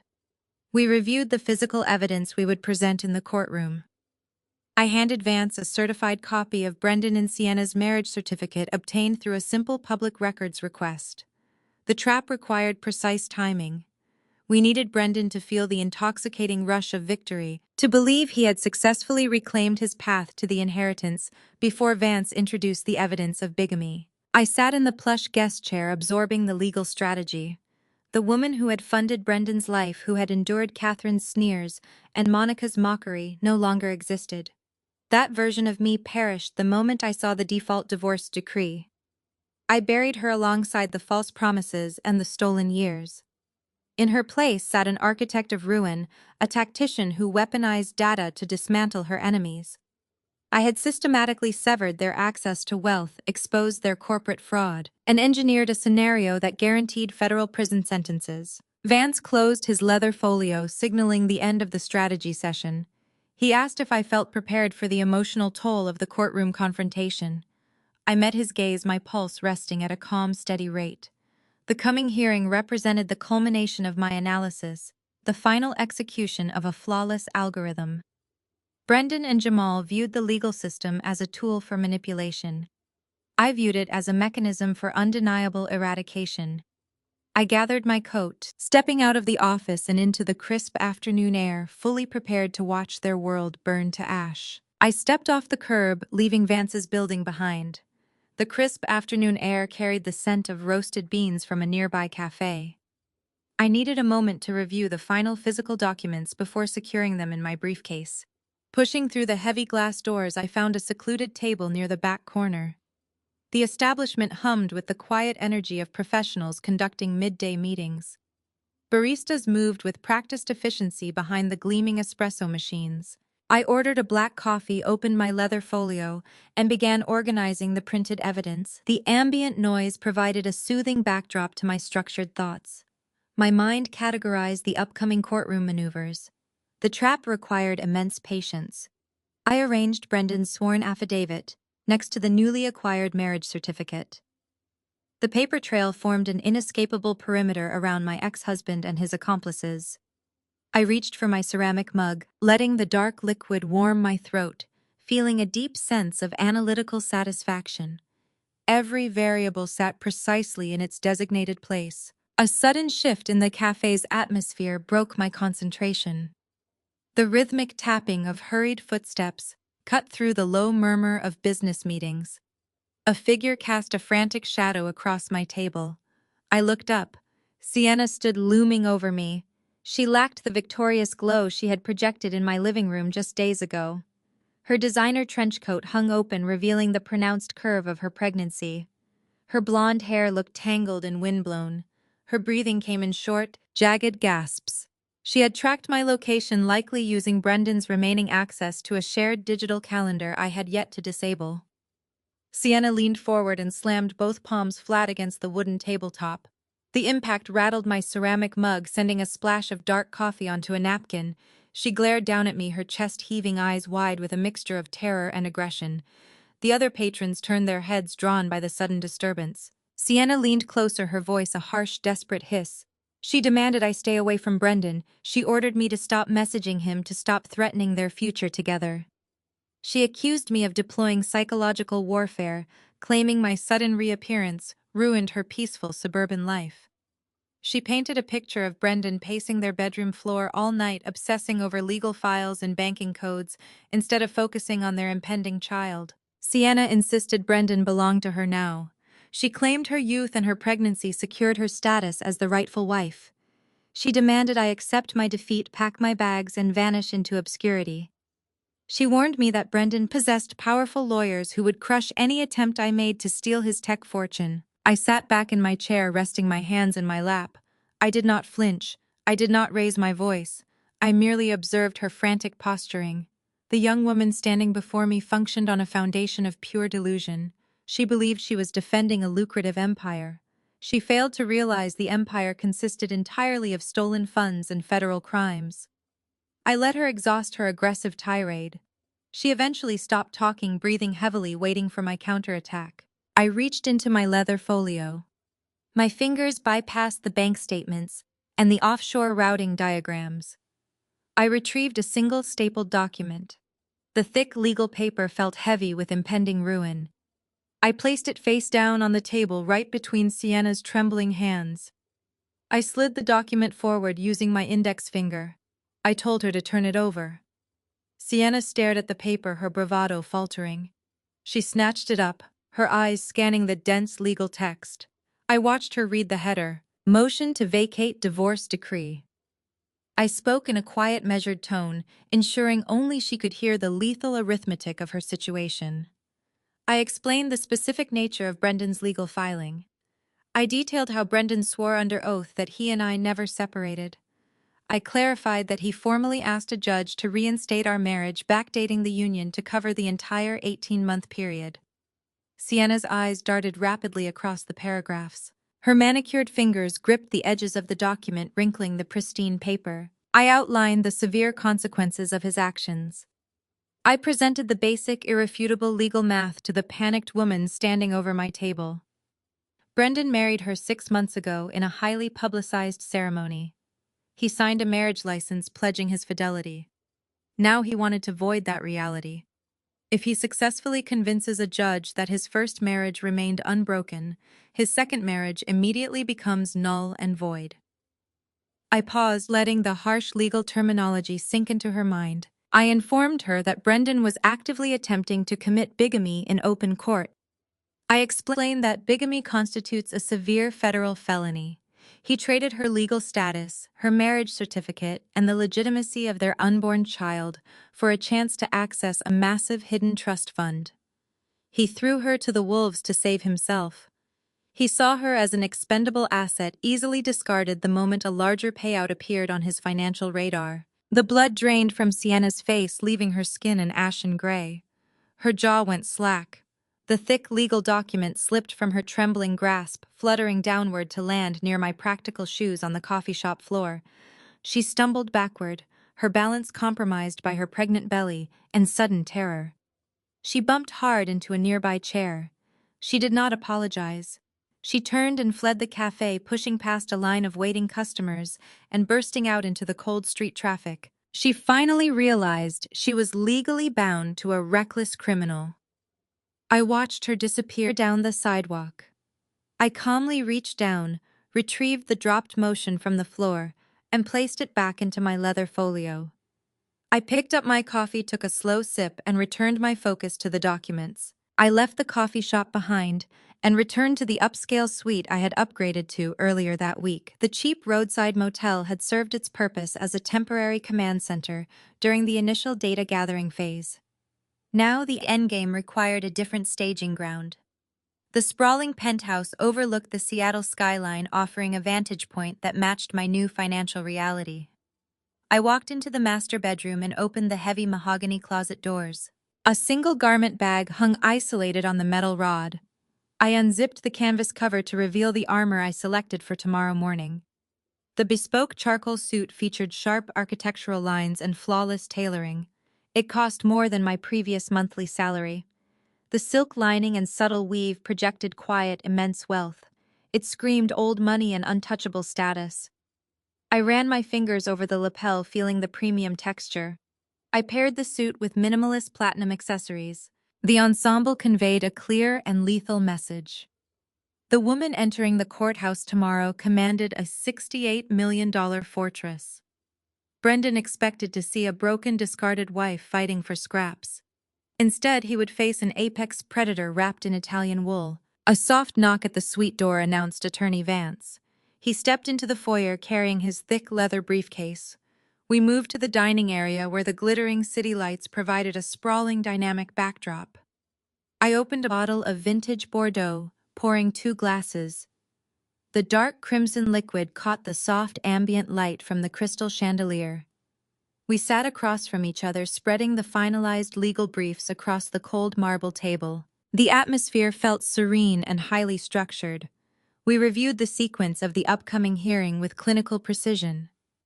Vance verified the trust documentation stood ready for presentation to the judge. We confirmed the federal agents possessed the necessary warrants for Jamal based on my detailed data packets. We rehearsed the exact moment Vance would deploy the marriage certificate to trigger the bigamy trap. Every variable sat firmly in its designated place. The legal snare lacked any structural weaknesses. We drank the wine, tasting the rich, complex flavors while calmly discussing the imminent incarceration of my ex-husband and his brother-in-law. The contrast between our tranquil preparation and the devastation we were about to inflict felt deeply satisfying. Vance traced the timeline with his pen, ensuring no procedural gaps existed. He treated the impending destruction of Brendan's life as a standard administrative task. Across the city, a vastly different scene was undoubtedly unfolding. The data points I delivered to Sienna guaranteed total chaos inside my former suburban home. She possessed the explosive legal filing exposing Brendan's treachery. She knew he intended to legally void their marriage to chase my newly discovered inheritance. The resulting confrontation would shatter their domestic facade into jagged pieces. I pictured her storm through the front door, hurling the copied motion at his chest. Brendan would scramble to lie, fabricating new excuses to pacify his pregnant partner while simultaneously trying to secure his access to my money. The shouts would echo through the hallways I once cleaned. He would likely call Jamal in a blind panic seeking rapid damage control. Jamal would offer arrogant, useless advice, unaware that federal investigators were currently staging a raid based on my whistleblower dossier. The walls were closing in on them from multiple directions. Their greed had isolated them, blinding them to the incoming threats. They spent the night suffocating in paranoia and fractured alliances. The luxury cars and expensive champagne could not shield them from the legal avalanche rapidly approaching their doorstep. They were drowning in a sea of their own criminal choices. Vance departed shortly before midnight, leaving me alone in the quiet penthouse. I gathered the empty wine glasses and carried them to the kitchen sink. The silence of the high-rise apartment felt expansive and welcoming. I walked into the master bathroom and stood before the towering vanity mirror. The harsh overhead lighting illuminated my features with stark clarity. I studied the face looking back at me, tracing the lines of my jaw and the calm focus in my eyes. The tired, anxious woman who dutifully paid Brendan's mortgage for 18 months no longer existed. The naive partner who absorbed Catherine's sneers and Monica's mockery had been thoroughly eradicated. I recognized the strength in my posture and the cold calculation resting beneath my skin. I mentally cataloged the years I spent shrinking myself to fit their narrative. I remembered the late nights formatting spreadsheets to keep the household afloat, while Brendan played the visionary founder. I remembered the biting comments about my wardrobe and my lack of ambition. I gathered those memories and systematically discarded them. I officially buried the old Kelsey. She served her purpose, acting as the reliable foundation Brendan exploited, but her time had passed. She died the moment Mr. Gallagher revealed the default divorce decree. The person standing in this penthouse represented a lethal evolution. I turned off the bathroom light, leaving the mirror in darkness. I walked toward the bedroom, feeling a profound, steady calm settling into my bones. The anxiety that plagued my marriage had vanished entirely. I required no further preparation. The digital evidence stood compiled and verified. The legal mechanisms waited primed for execution. The federal authorities held the necessary coordinates to dismantle Jamal's auditing career. I climbed into the expansive bed, pulling the heavy duvet over my shoulders. The rain battered the floor-to-ceiling windows, mimicking the sound of distant applause. I let sleep overtake me with total ease. I was ready for war. Morning arrived with a sharp, clear sky. I navigated the downtown traffic, arriving at the municipal courthouse 15 minutes early. The stone facade of the building projected heavy institutional authority. Inside, the family court sector possessed a distinct, intimidating atmosphere. Thick oak paneling lined the high walls of courtroom 4B. The wooden benches sat rigid and uncomfortable, designed for serious civic business rather than comfort. Dust motes drifted lazily through shafts of light, piercing the tall, narrow windows. The air smelled of floor wax and old paper. Attorney Vance waited near the front plaintiff's table, organizing his leather briefcase with calm precision. I took the seat beside him. My bespoke charcoal suit felt like a layer of armor against the sterile environment. I folded my hands on the table, resting my posture into a state of quiet observation. The gallery behind us remained largely empty, emphasizing the hollow echo of every footstep on the polished floorboards. The heavy double doors at the back of the room swung open, breaking the quiet tension. Brendan led the procession down the center aisle. He wore a sharp navy suit, his posture radiating unearned triumph.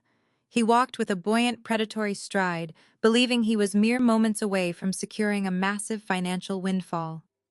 Catherine flanked his right side, dressed in a vibrant silk dress, better suited for a country club luncheon than a legal hearing. She clutched a designer handbag, her chin angled upward in a display of suburban royalty. Monica followed close behind her, heels clicking loudly against the wood, her face painted with a victorious sneer. Jamal brought up the rear, checking his heavy gold watch with practiced nonchalance. The corporate auditor adjusted his tie, scanning the courtroom with an appraising gaze. His presence projected deep financial arrogance. He believed his offshore maneuvering and tax evasion tactics made him the smartest entity in the building. They moved into the pews behind the defendant's table, settling into the wooden benches like spectators arriving for a prize fight. Sienna was conspicuously absent, her terrified retreat from the coffee shop, apparently resulting in a physical separation from Brendan's camp. He did not seem to care about her absence at all. Brendan turned his head, casting a look across the aisle toward my table. His eyes swept over me, calculating my worth. He did not see a former partner. He saw a human vault containing $68 million. A smug, greedy grin pulled at the corner of his mouth. Catherine caught my eye and offered a slow, patronizing nod, her fingers tapping against her leather purse. They viewed me as a subdued, conquered asset, a defeated woman ready to hand over a dynasty. A uniformed bailiff stepped from a side door, loudly calling the room to order. We all stood as the presiding judge entered and took her seat at the elevated bench. She possessed a stern, weathered face and a no-nonsense demeanor. She adjusted her glasses, shuffling through a thick stack of manila folders resting on her desk. The shuffling paper amplified the tension in the room. Vance remained seated next to me, his posture relaxed, hands folded neatly over his legal pad. The judge found the specific docket, peering over her rims toward the defendant's table. She identified the filing as a motion to vacate a previous default divorce decree. She requested Brendan's legal counsel to summarize the petition. Brendan's attorney, a frantic-looking man in a wrinkled gray suit, stood up and delivered a prepared statement. He painted a picture of a tragic misunderstanding. He claimed his client filed the original separation paperwork under extreme duress and misguided legal advice. The attorney argued that the initial decree failed to reflect the true reality of the relationship, urging the court to rectify a massive administrative blunder. The judge listened impassively, her pen tapping lightly against a legal pad. She halted the attorney mid-sentence, shifting her attention directly to the source of the motion. The judge demanded Brendan step forward and speak for himself. She instructed him to raise his right hand. The bailiff administered the oath. Brendan swore to tell the truth, his voice ringing loud and steady across the quiet courtroom. He exhibited zero hesitation. He stood before the bench, projecting the image of a devoted, heartbroken man, desperate to correct a historical wrong. The judge asked him to clarify the exact nature of his living situation over the past 18 months. She warned him that his statements carried severe legal weight. Brendan leaned into the microphone. He claimed the initial divorce filing was a terrible, regrettable mistake. He stated, looking directly into the judge's eyes, that he and I never actually separated.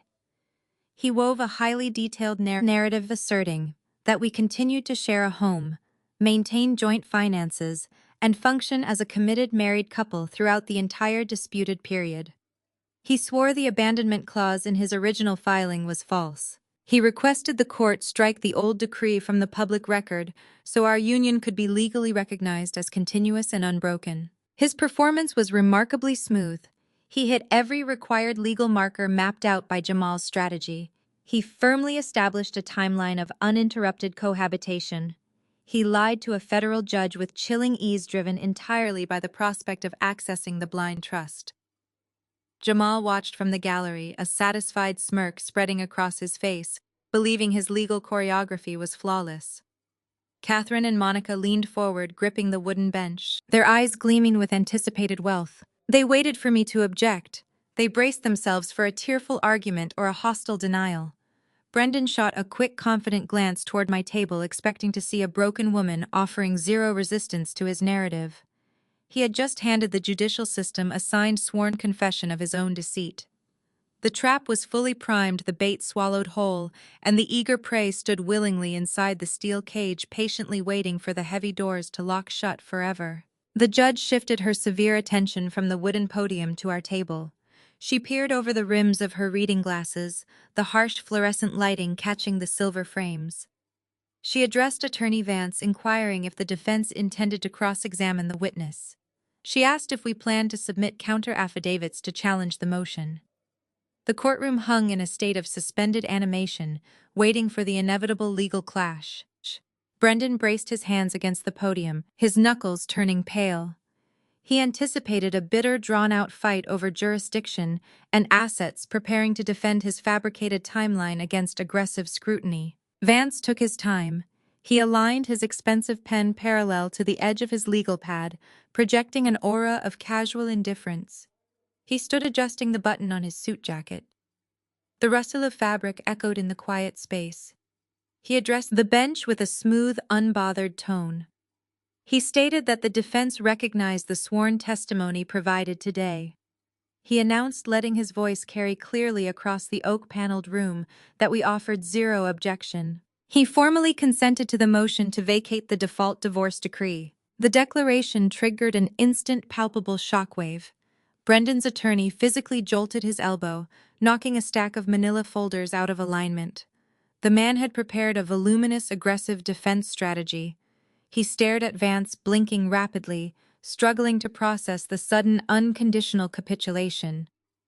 Brendan exhaled a breath so heavy it ruffled the paperwork on the podium. His shoulders dropped 3 inches, shedding months of mounting anxiety. The rigid tension in his spine evaporated. He turned to look at me, a victorious, predatory gleam igniting in his eyes. He believed he had won. He assumed I had caved out of lingering affection, legal intimidation, or a desperate need to maintain our former domestic life. In the pews behind him, the supporting cast celebrated their perceived triumph. Catherine slumped back against the hard wooden bench, pressing a manicured hand to her chest. A greedy, satisfied smile stretched across her face, smoothing out the deep lines of financial panic that had plagued her for days. She looked at Monica, nodding rapidly. Monica returned the gesture, her eyes darting toward me with naked, triumphant contempt. They already envisioned the country club upgrades, the designer shopping sprees, and the restoration of their elite social standing. They felt the invisible weight of a $68 million fortune settling directly into their bank accounts. Jamal leaned back, lacing his fingers behind his head. The corporate auditor allowed a wide, arrogant smirk to surface. He believed his intricate web of offshore accounts and aggressive legal maneuvering had paralyzed my defenses. He thought his financial genius had secured an unstoppable victory, bridging the gap between Brendan's modest tech startup and a massive inheritance. He viewed my surrender as the natural outcome of his superior intellect, confident that his Delaware shell companies would remain undiscovered and pristine. The judge observed the brief interaction, her expression neutral. The judicial process required no further deliberation. The petitioner swore under oath that the separation was a mistake. The respondent agreed to the reinstatement. She picked up her pen, applying her signature to the bottom of the formal order. She spoke the binding legal phrases, her voice echoing off the high ceiling. She declared the previous default judgment null and void. She reinstated the marriage retroactively, legally binding Brendan and me together, as if the past 18 months of separation had never occurred. She picked up her wooden gavel. The heavy mallet struck the sound block. The sharp, decisive crack finalized their illusion of success. That sharp noise served as my internal starting gun. I began counting the seconds. I remained seated, my posture immaculately straight, my face a mask of frozen tranquility.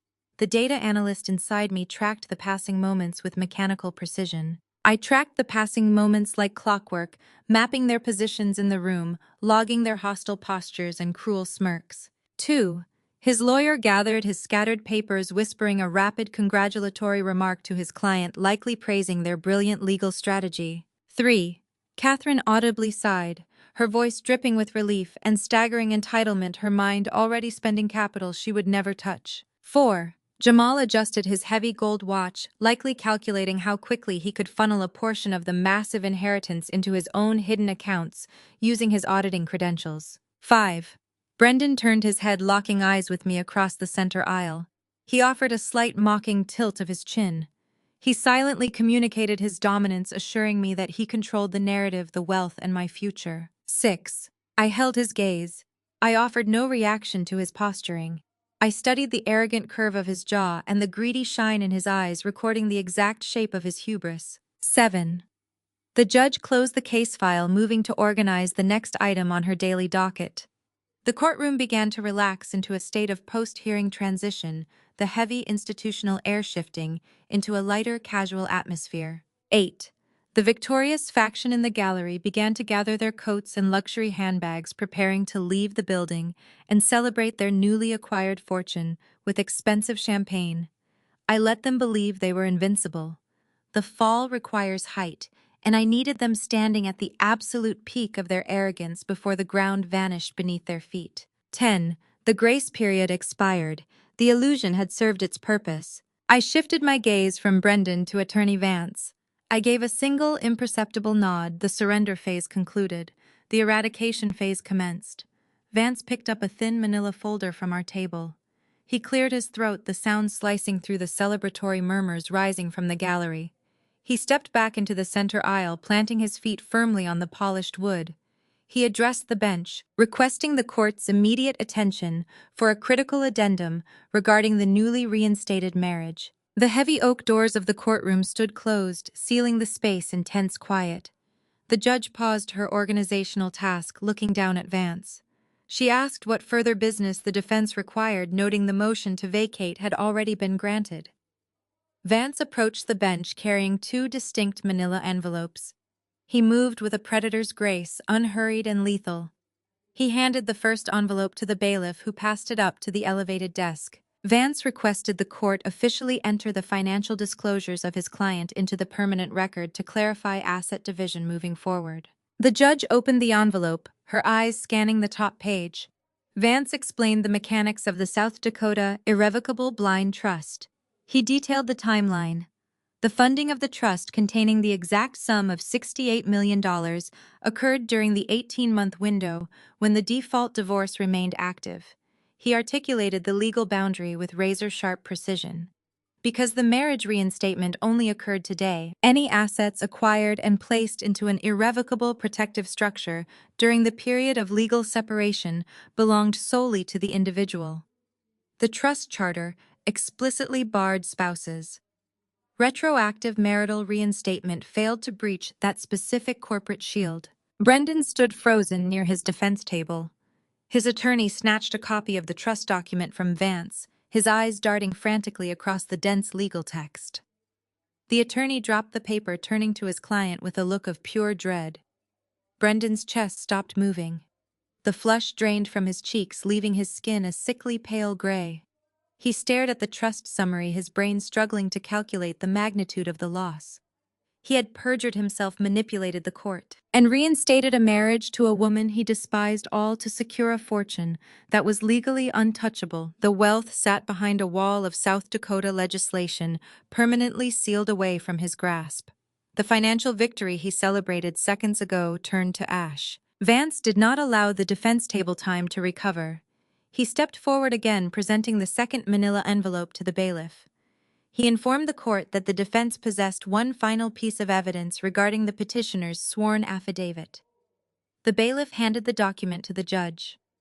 Vance identified the paper as a certified marriage certificate issued by the county records office exactly 6 months ago. The document bore the official state seal and 2 signatures. One belonged to Sienna, the other belonged to Brendan. The courtroom air grew dense, suffocatingly still.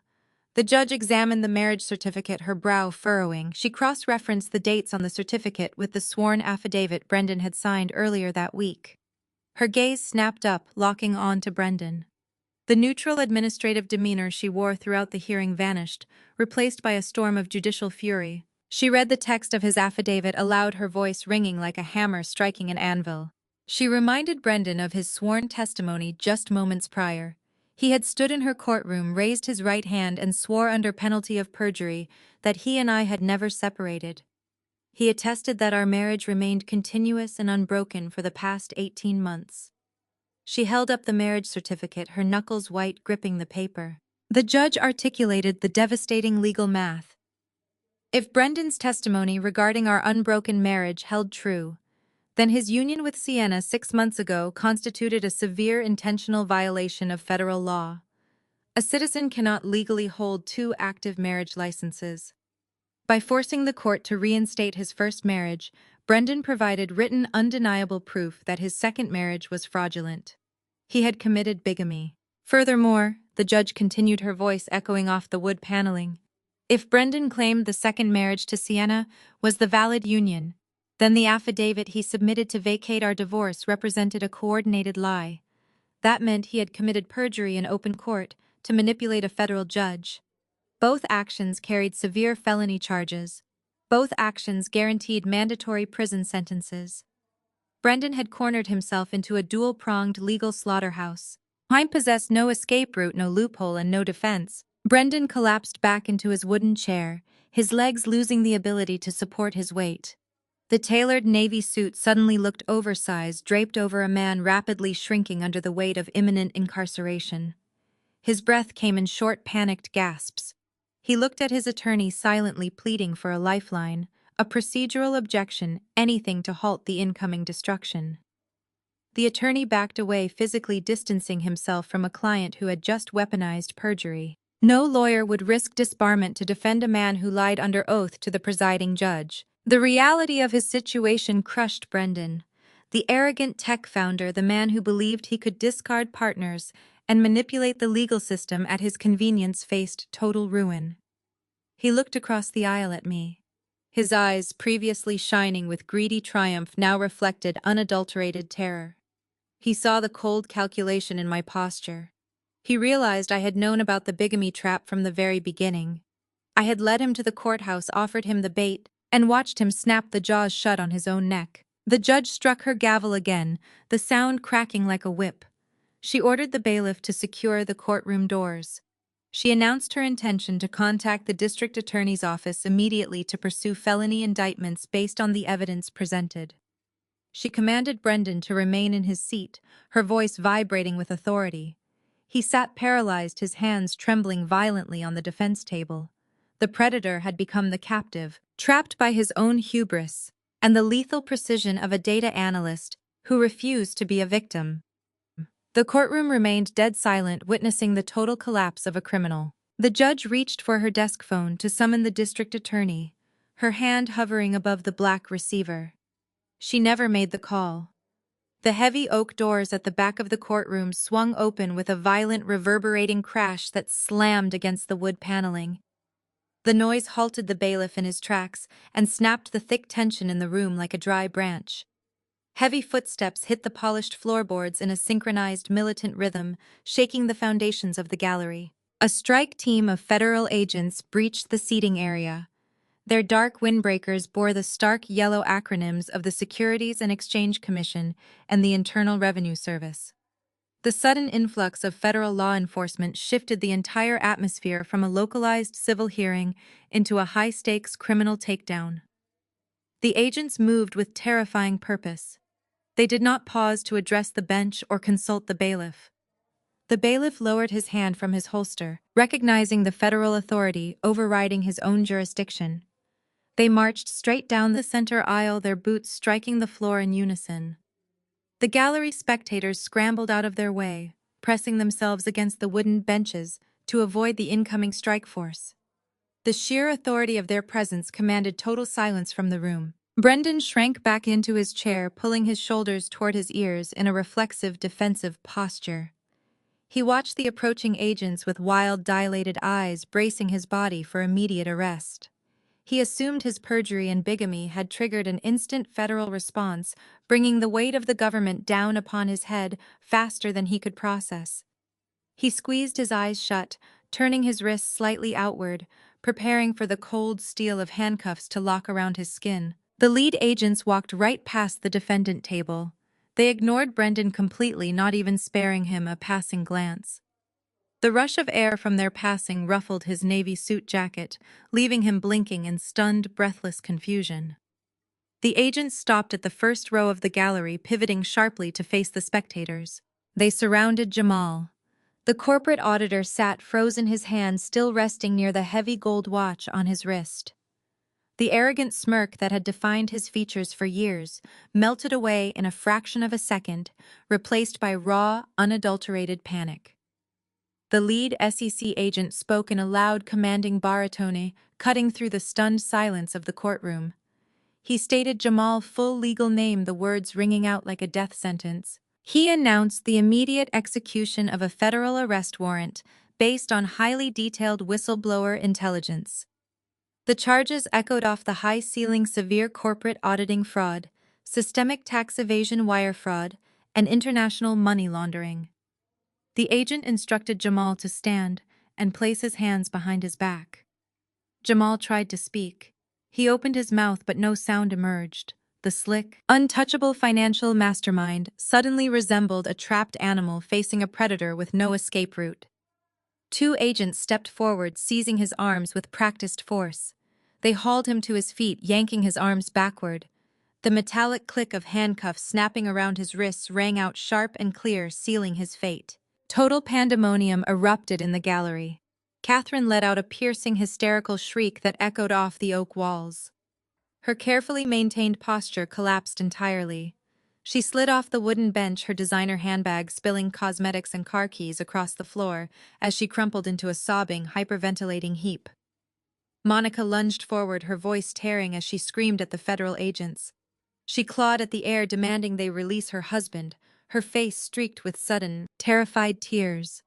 A supporting agent gently but firmly shoved Monica back into the pew, warning her to avoid interfering with a federal arrest.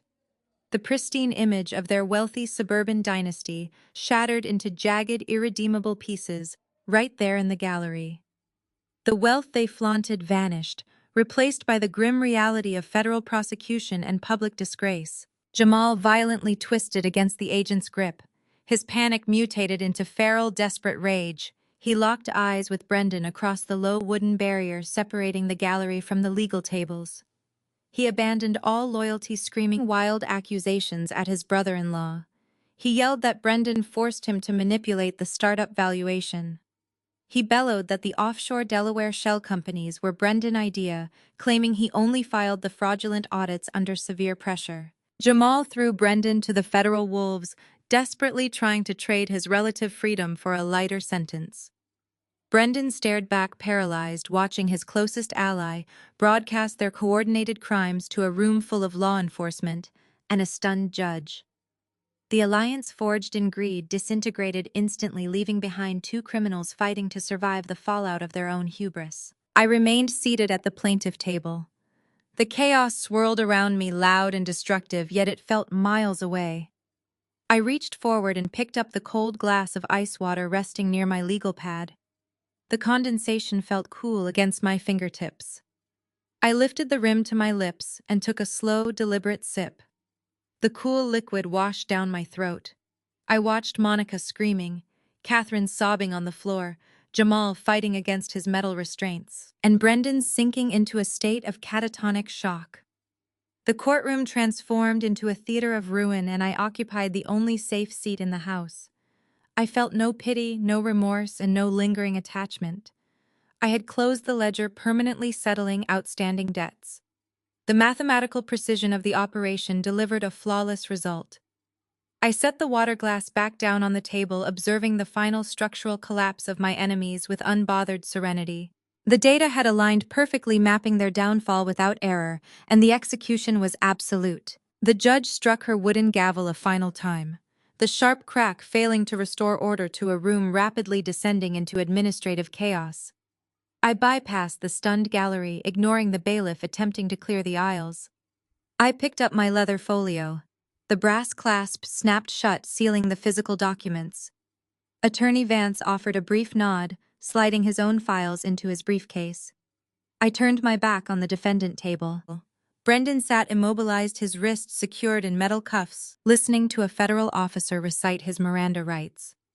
Jamal marched toward the holding cells under heavy guard, his bespoke suit wrinkling beneath the firm grip of the agents.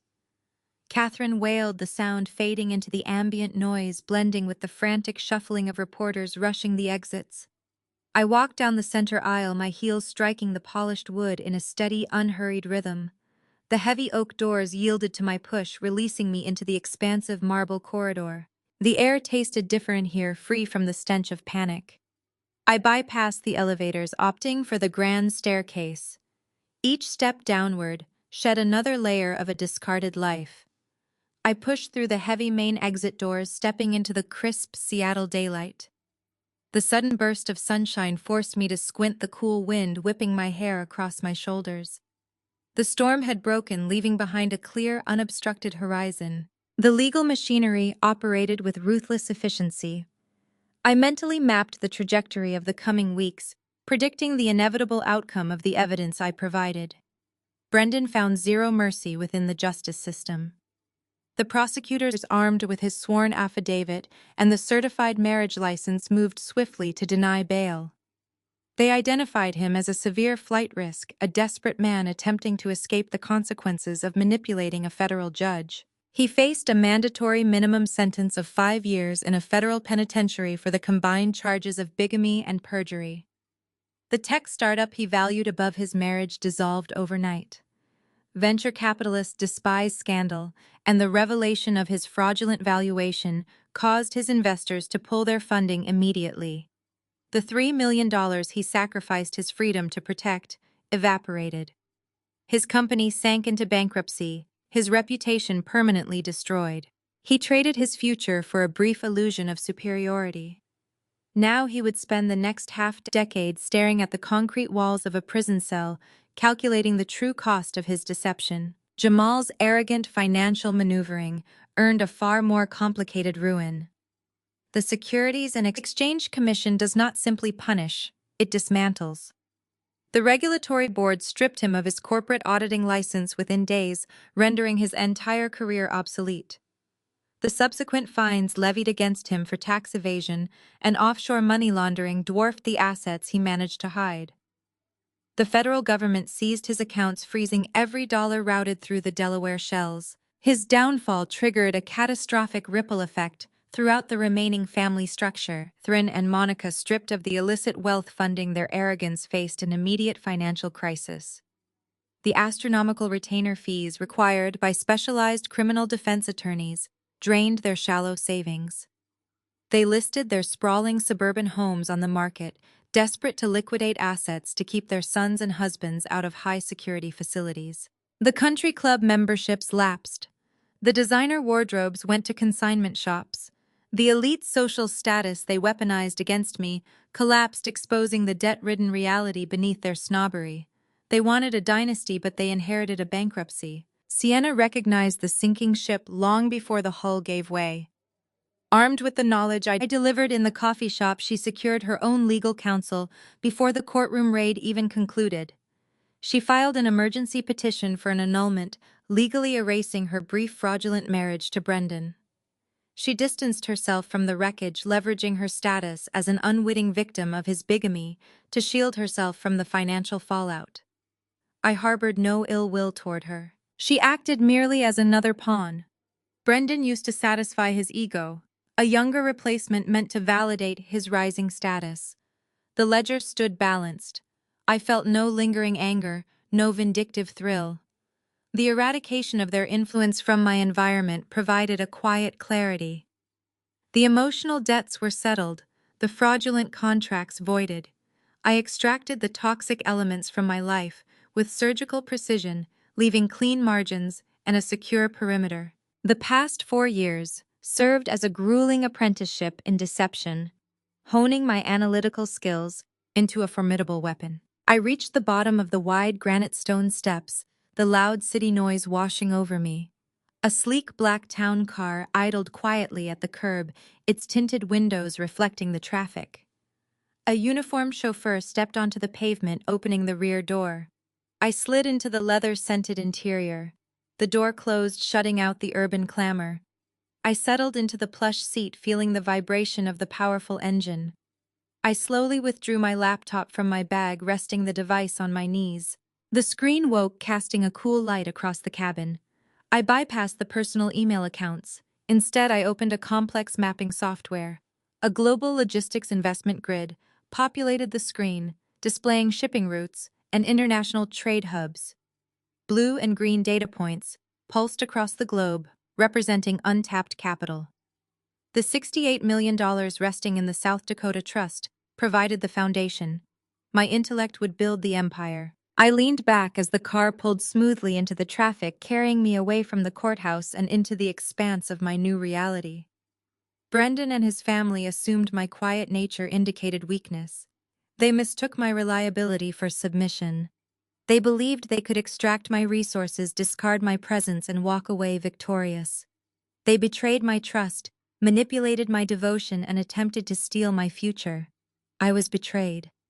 As I watched the city skyline blur past the tinted glass, I knew with unwavering certainty that I made sure I was never a victim. Looking back on my journey, the greatest lesson I learned is that your power lies in your reaction. When faced with ultimate betrayal, it is easy to let emotion destroy you. My ex-husband and his family relied on my tears and submission. Instead, I gave them cold, hard logic.